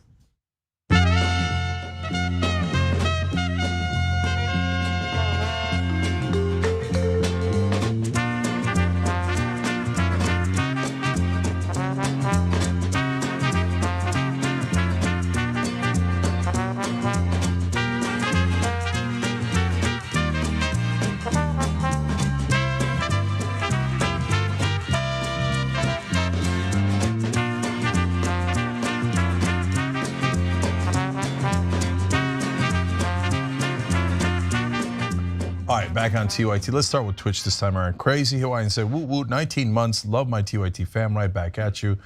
Caper Dragon says, this pandemic has challenged my faith in humanity. Without TYT and TDR, I would have lost my mind. Thank you for the daily reminder that there are good and rational people in the world. Thank you for finding us and helping to support us. A lot of people write in with this similar comments. Let me see, in our member section, Blair wrote in, my mom ordered me the green bomber jacket with all the patches for Christmas and I can't wait. I love supporting you guys. I feel so lonely sometimes until I turn on your shows. I live in a little town in southern Indiana, very near Kentucky. There are very few progressive thinking people here. They hate when I speak the truth and argue with me constantly. Because of you guys, I'm able to hit them back with facts. Blair, thank you for watching. Thank you for doing that and spreading truth to those folks. And you're courageous for doing it in your neck of the woods, almost literally. And yes, we're here for you because don't let them gaslight you. What they say makes no sense at all. And by the way, corporate media gaslit the whole country with their lies about how awesome politicians and the elites are. And that's partly what drove the right wing nuts. Because they knew that wasn't true. They knew it wasn't true. Corporate media is actually the source of a great number of the problems in this country. By the way, new member just joined, Sly Rivers, by hitting the join button below. Thank you, Sly, really appreciate it. So then I'm going back to Twitch. Chris Dredd said 14 months of wonderful months on Twitch with the best progressives on the internet and possibly the country. Everyone at TYT is an absolute inspiration. Thank you so much for making existence bearable in this god-awful country that is the USA. Chris, thanks for the shout out to us. I remember when we moved here, America, we thought had the potential to be a great, great country and a land of opportunity. And every day they suffocate that possibility to make the rich slightly richer. Progressive Canuck says, Anna, Cenk, thank you, but especially Bart, thank you. How's that for a nice shout out to Bart? Okay, Bart does the music and the sound, so we appreciate it. Geeky Girl gifted 10 subs. Dave Schmidt gifted 3. And Drew and Georgia, Jess freaking Ortega, and T. Bartimus all gifted subs. And last one from Twitch, A. Trollp wrote in, love you TYT. Could I please get a shout out for my birthday today? You've been bringing me the most informed news for a decade, and here's to a decade more. Amazing, happy birthday, absolutely. if somebody wanted to get you a birthday gift, this is called a transition to a plug, okay? They could get you the Santa mug from Too Strong Coffee. Santa's a progressive and Jesus is too. I found out today, these are only 20 bucks. I don't know if they're losing money, but anyways, toostrongcoffee.com/TYT. I do know, I don't think they are. toostrongcoffee.com/TYT. By the way, they have bundles now. There's a $152 bundle one that they're selling for $100. So go rob Too Strong Coffee now, okay? Get the Christmas bundles, get whatever you want. It's excellent, delicious coffee, and they give money to progressive causes. toostrongcoffee.com/TYT. Aspiration is the best sponsor. They help save the planet and save you money. You can't ask for better than that. Aspiration.com/TYT. Check them out as well. We'll be back.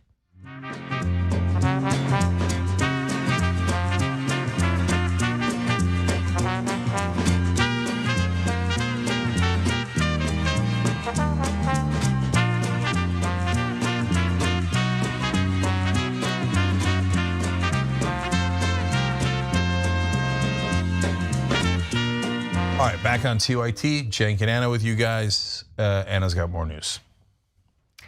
Last week, the Supreme Court heard oral arguments in regard to Mississippi's anti-abortion law, which would ban abortions after 15 weeks. Now, recently, CNN's Jake Tapper spoke with the governor of Mississippi, Governor Tate Reeves, and Reeves couldn't help but admit what his real goals are in regard to anti-reproductive rights policies. Let's watch. So is that a yes, that if Roe v. Wade is overturned, you will enforce the almost total abortion ban in Mississippi that exists in the inevitability or in the situation where Roe v. Wade is overturned, yes? Yeah, Jake, that is a yes, because if you believe, as I believe very strongly, that innocent unborn child in the mother's womb is in fact a child. The most important word when we talk about unborn children is not unborn, but it's children. And so yes, I will do everything I can to protect the lives of those children. Yeah, Mr. I care about the lives of children doesn't really seem to care about the infant mortality rate in Mississippi, which is the highest of any state, which we'll get to in just a second. But before we do, he's referring to Mississippi's so-called snapback law.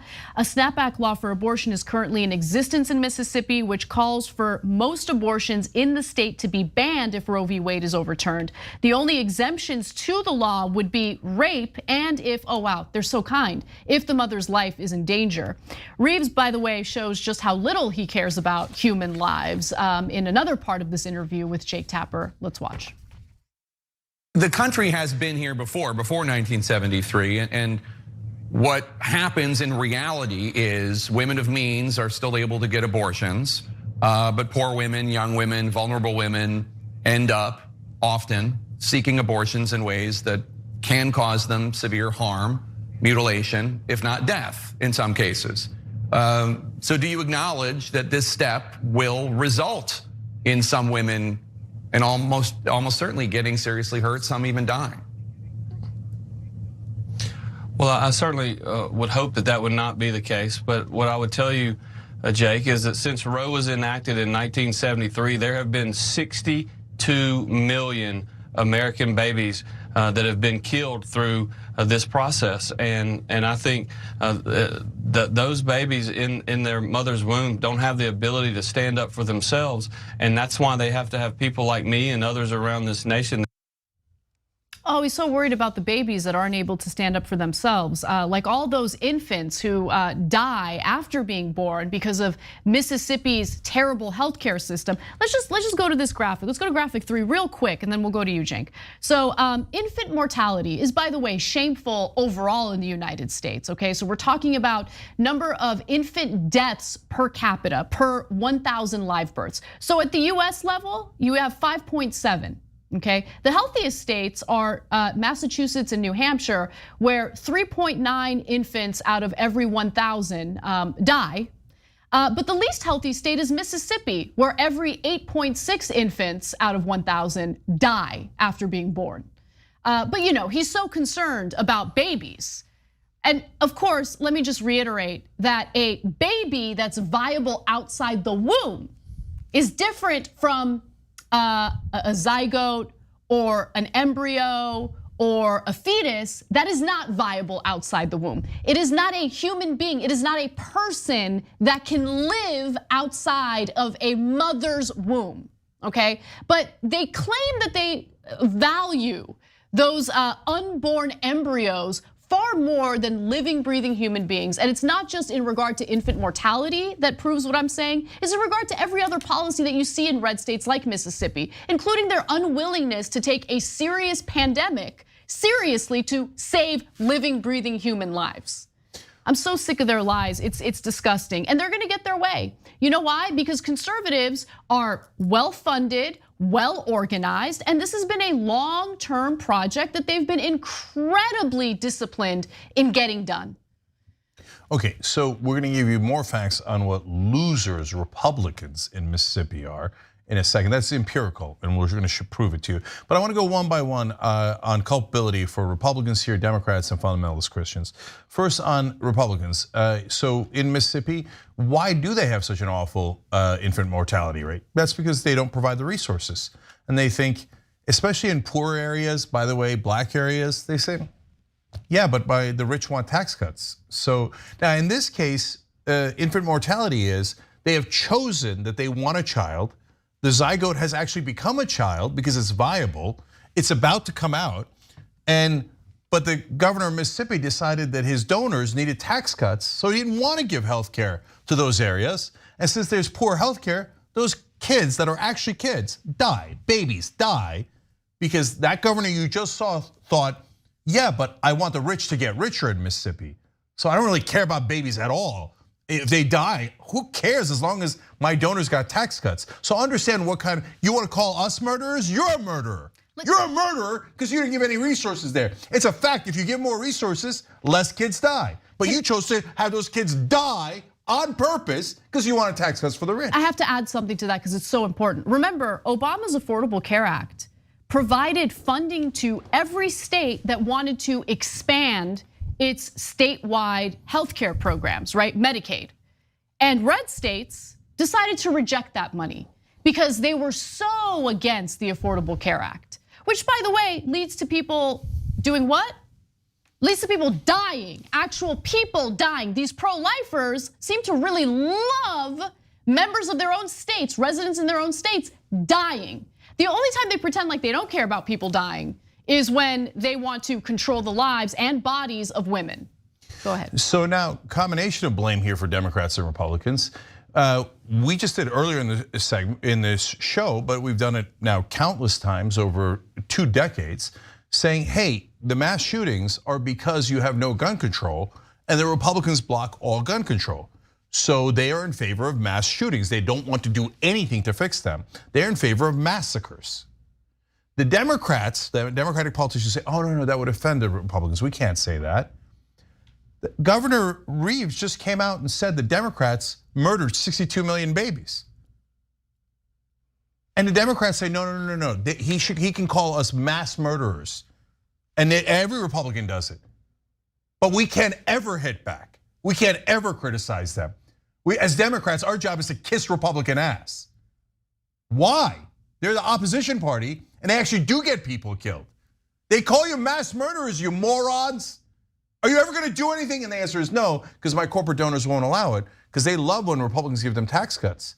So I have to just sit here and neuter myself. By the way, you want to talk about how culpable the Democrats are? You know they could end this today. They have the power to pass a national law that would make Roe v. Wade national law. They don't need the Supreme Court at all. They've never needed the Supreme Court. I know, Jake, but that would mean that the Democrats would have to do something about the legislative filibuster in the Senate, which of course requires 60 senators to vote in favor of any legislation in order for it to pass. And Democrats might feel passionately about this. They might feel passionately about voting rights. They might feel passionately about Biden's Build Back Better agenda. But they apparently feel a lot more passionately about maintaining a filibuster that just leads to awful results for their party and for the American people. The legislative filibuster, it's more important than actual human lives. It's more important than getting things done once they're in a position of power. What could they do? Now let me tell you the implicit lies of New York Times, NPR, and CNN. This is a representative of the mainstream media. They say, oh, Republicans calling you mass murderers, that's totally fine. Perfectly legitimate, printed all day long. Democrats killed 62 million babies, mass murder, mass murder. That's their claims. The New York Times doesn't say it's true, but they say, but they printed 1,000 times over saying that is their claims. But when Democrats ever fight back, you ever find a single strong Democrat, they go, how dare you? You are not being civil. NPR says, no, you have to whisper. You can't, the Republicans' feelings are the most precious thing on the planet. And you cannot offend them. You can't offend them. You can't say that they cause the mass shootings. You can't say that they get people killed when they turn down Medicare money. Oh, the feelings of Republicans, do not ever touch them. Guys, they gaslight you into thinking that Democrats are not supposed to fight Republicans. And that Republicans are supposed to rip the Democrats' face off, and that that's normal. It's not normal. It's good cop, bad cop. And it's in favor of corporate rule. The only reason they're not getting rid of the filibuster and making Roe v. Wade a national law tomorrow is because the filibuster protects their donors. Because if they didn't have that, then you would of course have lower drug prices. That is an 88% approval in America. 88% approval. How many times did the New York Times tell you that? How many times did CNN tell you that? How many times did NPR tell you that? No, NPR told you whisper, whisper, shh, shh. Don't ever fight back against Republicans. Don't ever tell people about how incredibly corrupt the Democratic Party is. Don't ever tell people how incredibly corrupt the Republican Party is. Oh, it's bad guy Trump. Oh, Bernie wants to help people. What a monster. He's gonna shoot people in Central Park, said the liberal channel, MSNBC. All right, now finally the fundamentalist Christians, and I do want to talk about what losers Republicans in Mississippi are. I'm gonna say it every time, Numbers 5:11-31. Just look it up yourself. It is in the Bible.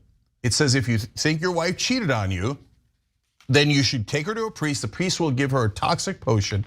If she did not cheat on you, she will not miscarry. If she did cheat on you, then God will cause an abortion. God is the abortion. I can't tell. There's a good debate. Is the priest the abortion doctor because he gave her the potion to cause the abortion? Or is God the abortion doctor who caused the abortion? But what is absolutely clear and an absolute fact, and you can look it up yourself in your Bible, Numbers 5:11-31. The Bible is pro-abortion. And part of the reason I tell you that, because we live in Alice in Wonderland and Orwellian world, yes, both of them, where everything is upside down and truth is denied nonstop. They take a thing that is super clear in the Bible is pro-abortion. And they say, no, the Bible is against abortion, and that's why you should take the women's bodies and use them as chattel, use them as your servants to deliver male babies. Because the Bible said so, but the Bible didn't say so.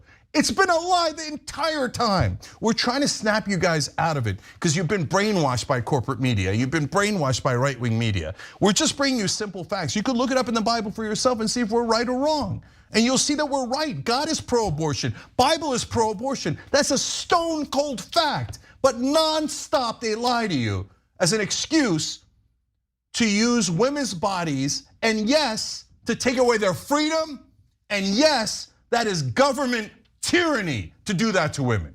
Okay, final fact is about Mississippi.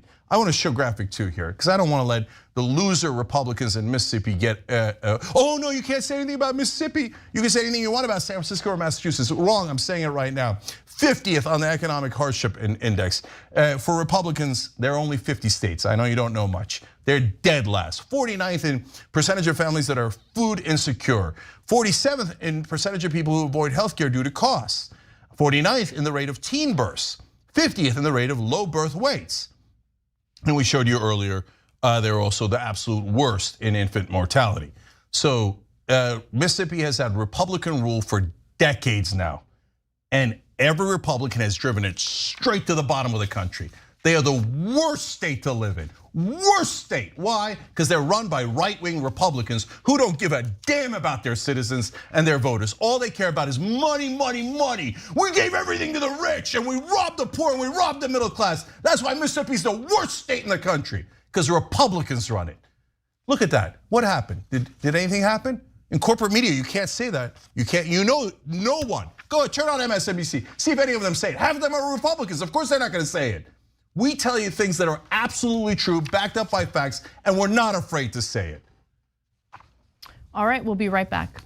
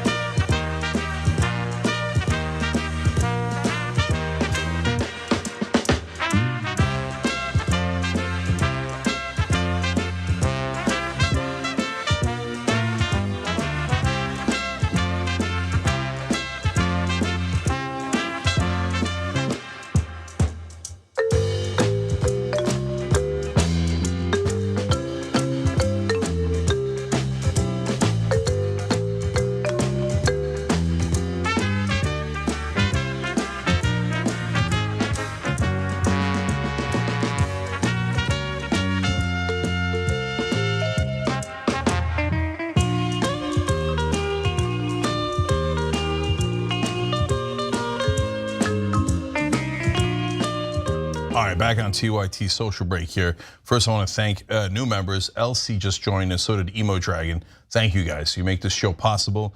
You see us saying things that nobody else will say, and we're backing up with facts.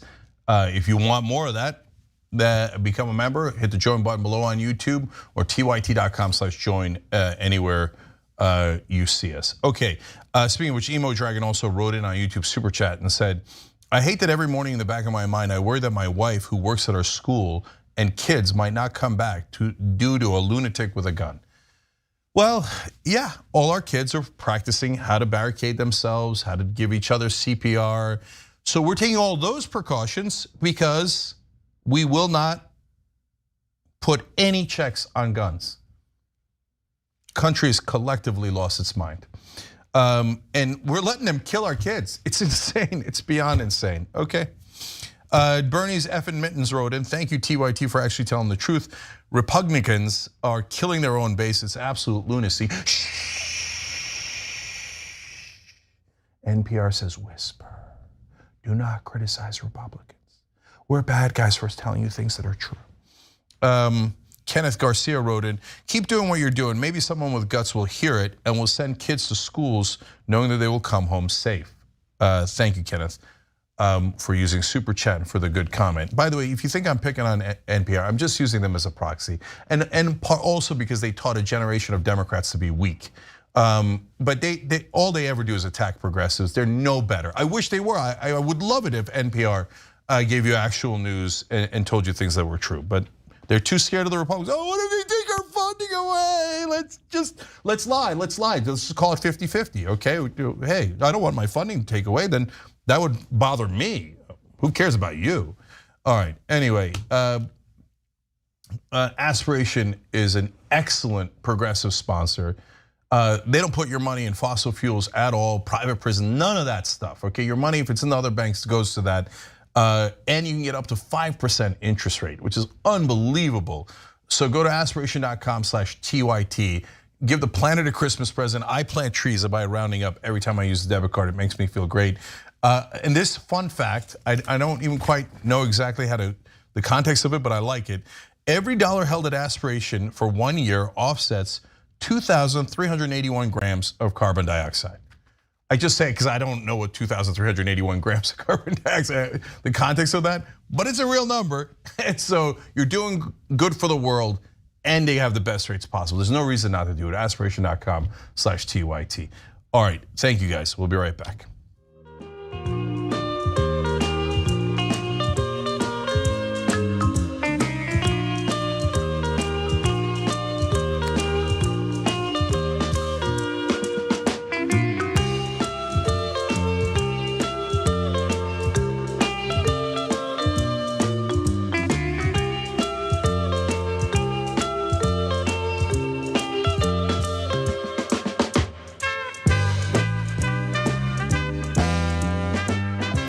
All right, back on TYT, Cenk and Anna with you guys. I'm gonna read one more comment because it's fun. Matthew H said, Kim Iversen is the female Jimmy Dore. The difference is that she gives the benefit of the doubt to the right-wingers as an attempt to appear moderate. Okay, interesting slight change in grift. Innovative for Kim Iversen. All right, Anna. All right. Well, a San Francisco restaurant is receiving a lot of backlash after its owners decided to kick police officers out because they were heavily armed. These are on-duty cops who showed up for a bite at Hilda and Jesse's, but the restaurant refused to serve them because of the fact that they were carrying weapons on them. So here's what the restaurant has put out.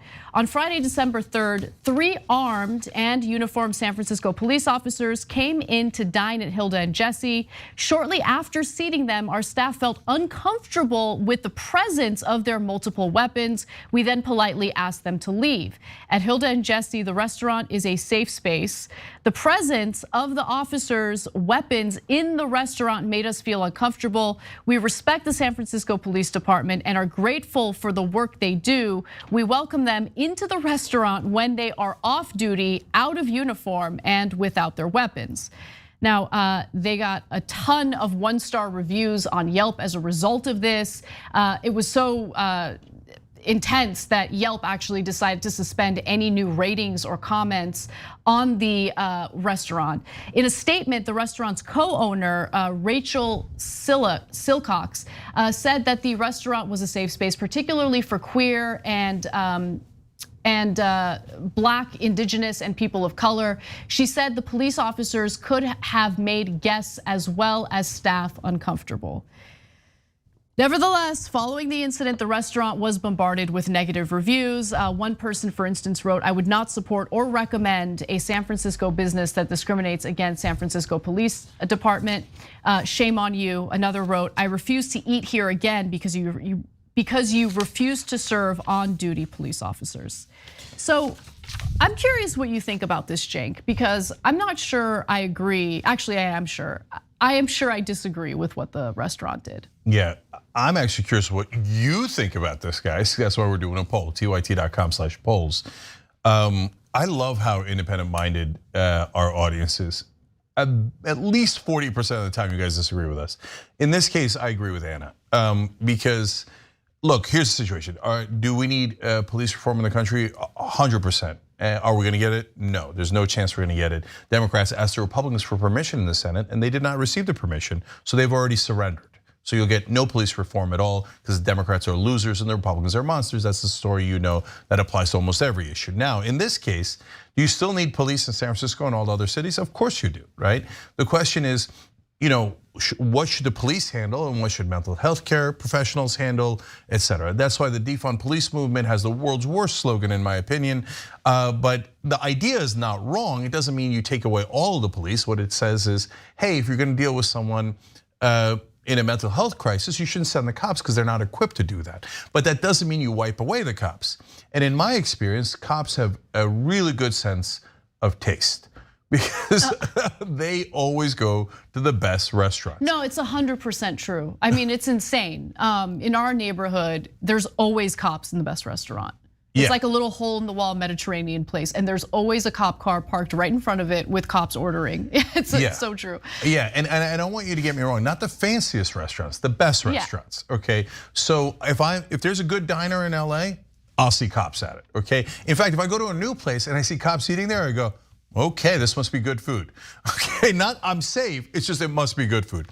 Now, that doesn't mean like, hey, high five on the cops, they're doing everything right. No, absolutely not. We need massive police reform. But kicking every cop out of every restaurant, that's crazy. No, of course not. Number one, they gotta eat somewhere. Number two, you need cops.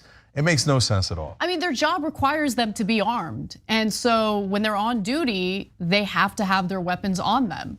And so, yeah, exactly. I mean, I agree with you 100% for all the reasons that you mentioned. Now, following the backlash, the owners have decided to apologize to both the police and the community, writing this.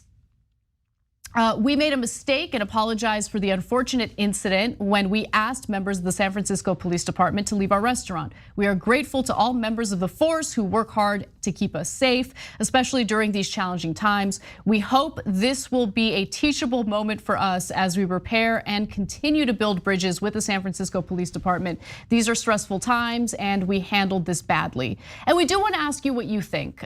So we have a poll up at tyt.com/polls and we're asking you, was the San Francisco restaurant right not to allow armed officers into their establishment for dining? Yes or no? Let us know what you think. By the way, are they allowed to do that? Sure, you can say no shirt, no service, right? And you can say if you have a gun, no service. Even if you could apply it to cops. So they have the right to do it. It doesn't mean they should do it.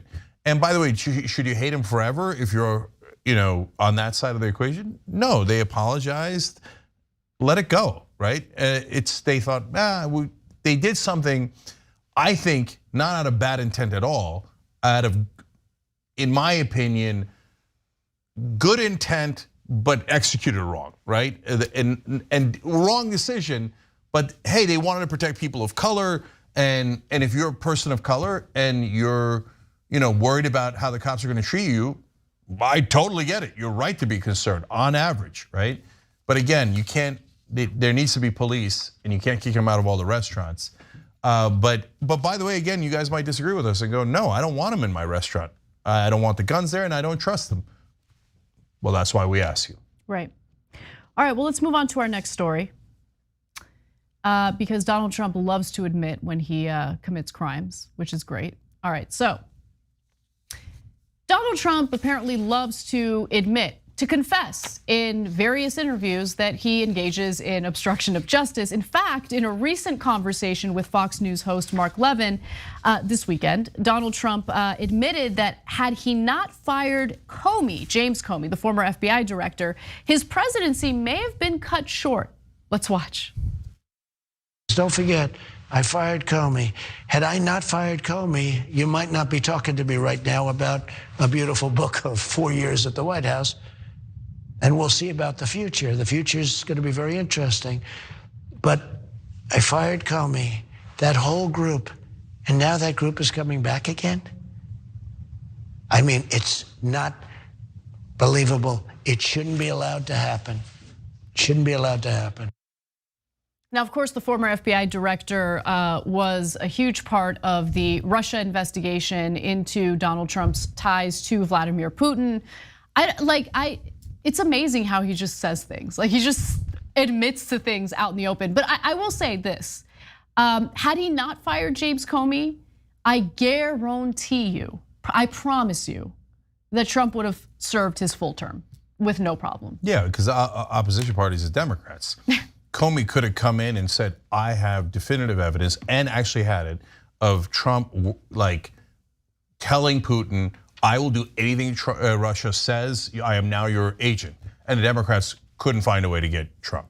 So he didn't say any of that, okay? But even in that extreme hypothetical, the Democrats would blunder it. I guarantee it. I have a slight disagreement with you though.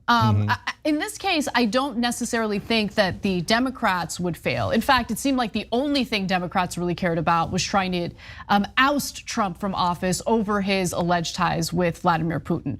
And they tried real hard to get rid of Trump in that regard. However, the base doesn't care, meaning Trump's base didn't care. Republican lawmakers didn't care. They helped cover for Trump over and over again. So Trump would have gotten the protection that he wanted. Republicans would certainly cover for him. And they did cover for him even in the second impeachment where Trump was accused of inciting violence, which led to the January 6th riots. No, they share culpability. Yes, Republicans. Are you kidding me? He said I could shoot somebody on Fifth Avenue and get away with it, and they proved him right in 1,000 different ways. His supporters tried to hang his own vice president, and everybody's like, that's totally fine. Yeah. He went to a debate knowing that he might have COVID, and purposely didn't get tested, thinking that hey, maybe Biden will get the COVID and die, and they think, oh, that's totally fine. His supporters killed cops. They think that's totally fine. Hundreds of thousands of people died because he wouldn't take precautions during COVID because it might affect the economy. And they thought it was totally fine. It turns out he could kill hundreds of thousands of people on Fifth Avenue, and the Republicans would cheer, and they did. So, but now I want to go back to this comment because it's interesting in two ways. Everybody's noting that he said, look, I might not be here if I had not fired Comey. And the first admission is, yeah, Comey had the goods on me, and that's why I fired him. Right? He was not because Comey was doing something. Remember, originally their claim was that they fired Comey because he had targeted Hillary Clinton wrong. Yes, that's Rod Rosenstein's claim as to why Comey was fired. Do you see how comical that is now? Okay, so I get why people are focusing on that. He did not fire Comey for any other reason than to protect himself. But don't lose sight of the second point he's saying. He's saying, if I hadn't fired him, I wouldn't be here. Well, if Comey was unfairly targeting you and had no evidence, why wouldn't you be there? That's an admission. Oh, I definitely did it. It's amazing. And if I hadn't fired the guy who had the evidence, I wouldn't be here because obviously I would have been fired because I definitely did it. I mean, you might as well, that beautiful book he's talking about might as well be titled, If I Had Done It. I know, totally. Right? By the way, it's a picture book. Aw. He's a child. He came up with a picture book for his time at the White House. Aw. Embarrassing. All right, in the post game, there will be drama. We will talk about gray zone and how they've attacked yet another progressive on yet more insanity. Gee, I wonder if they're on the level. TYT.com/join. or hit the join button below on YouTube, and we'll see you there, members.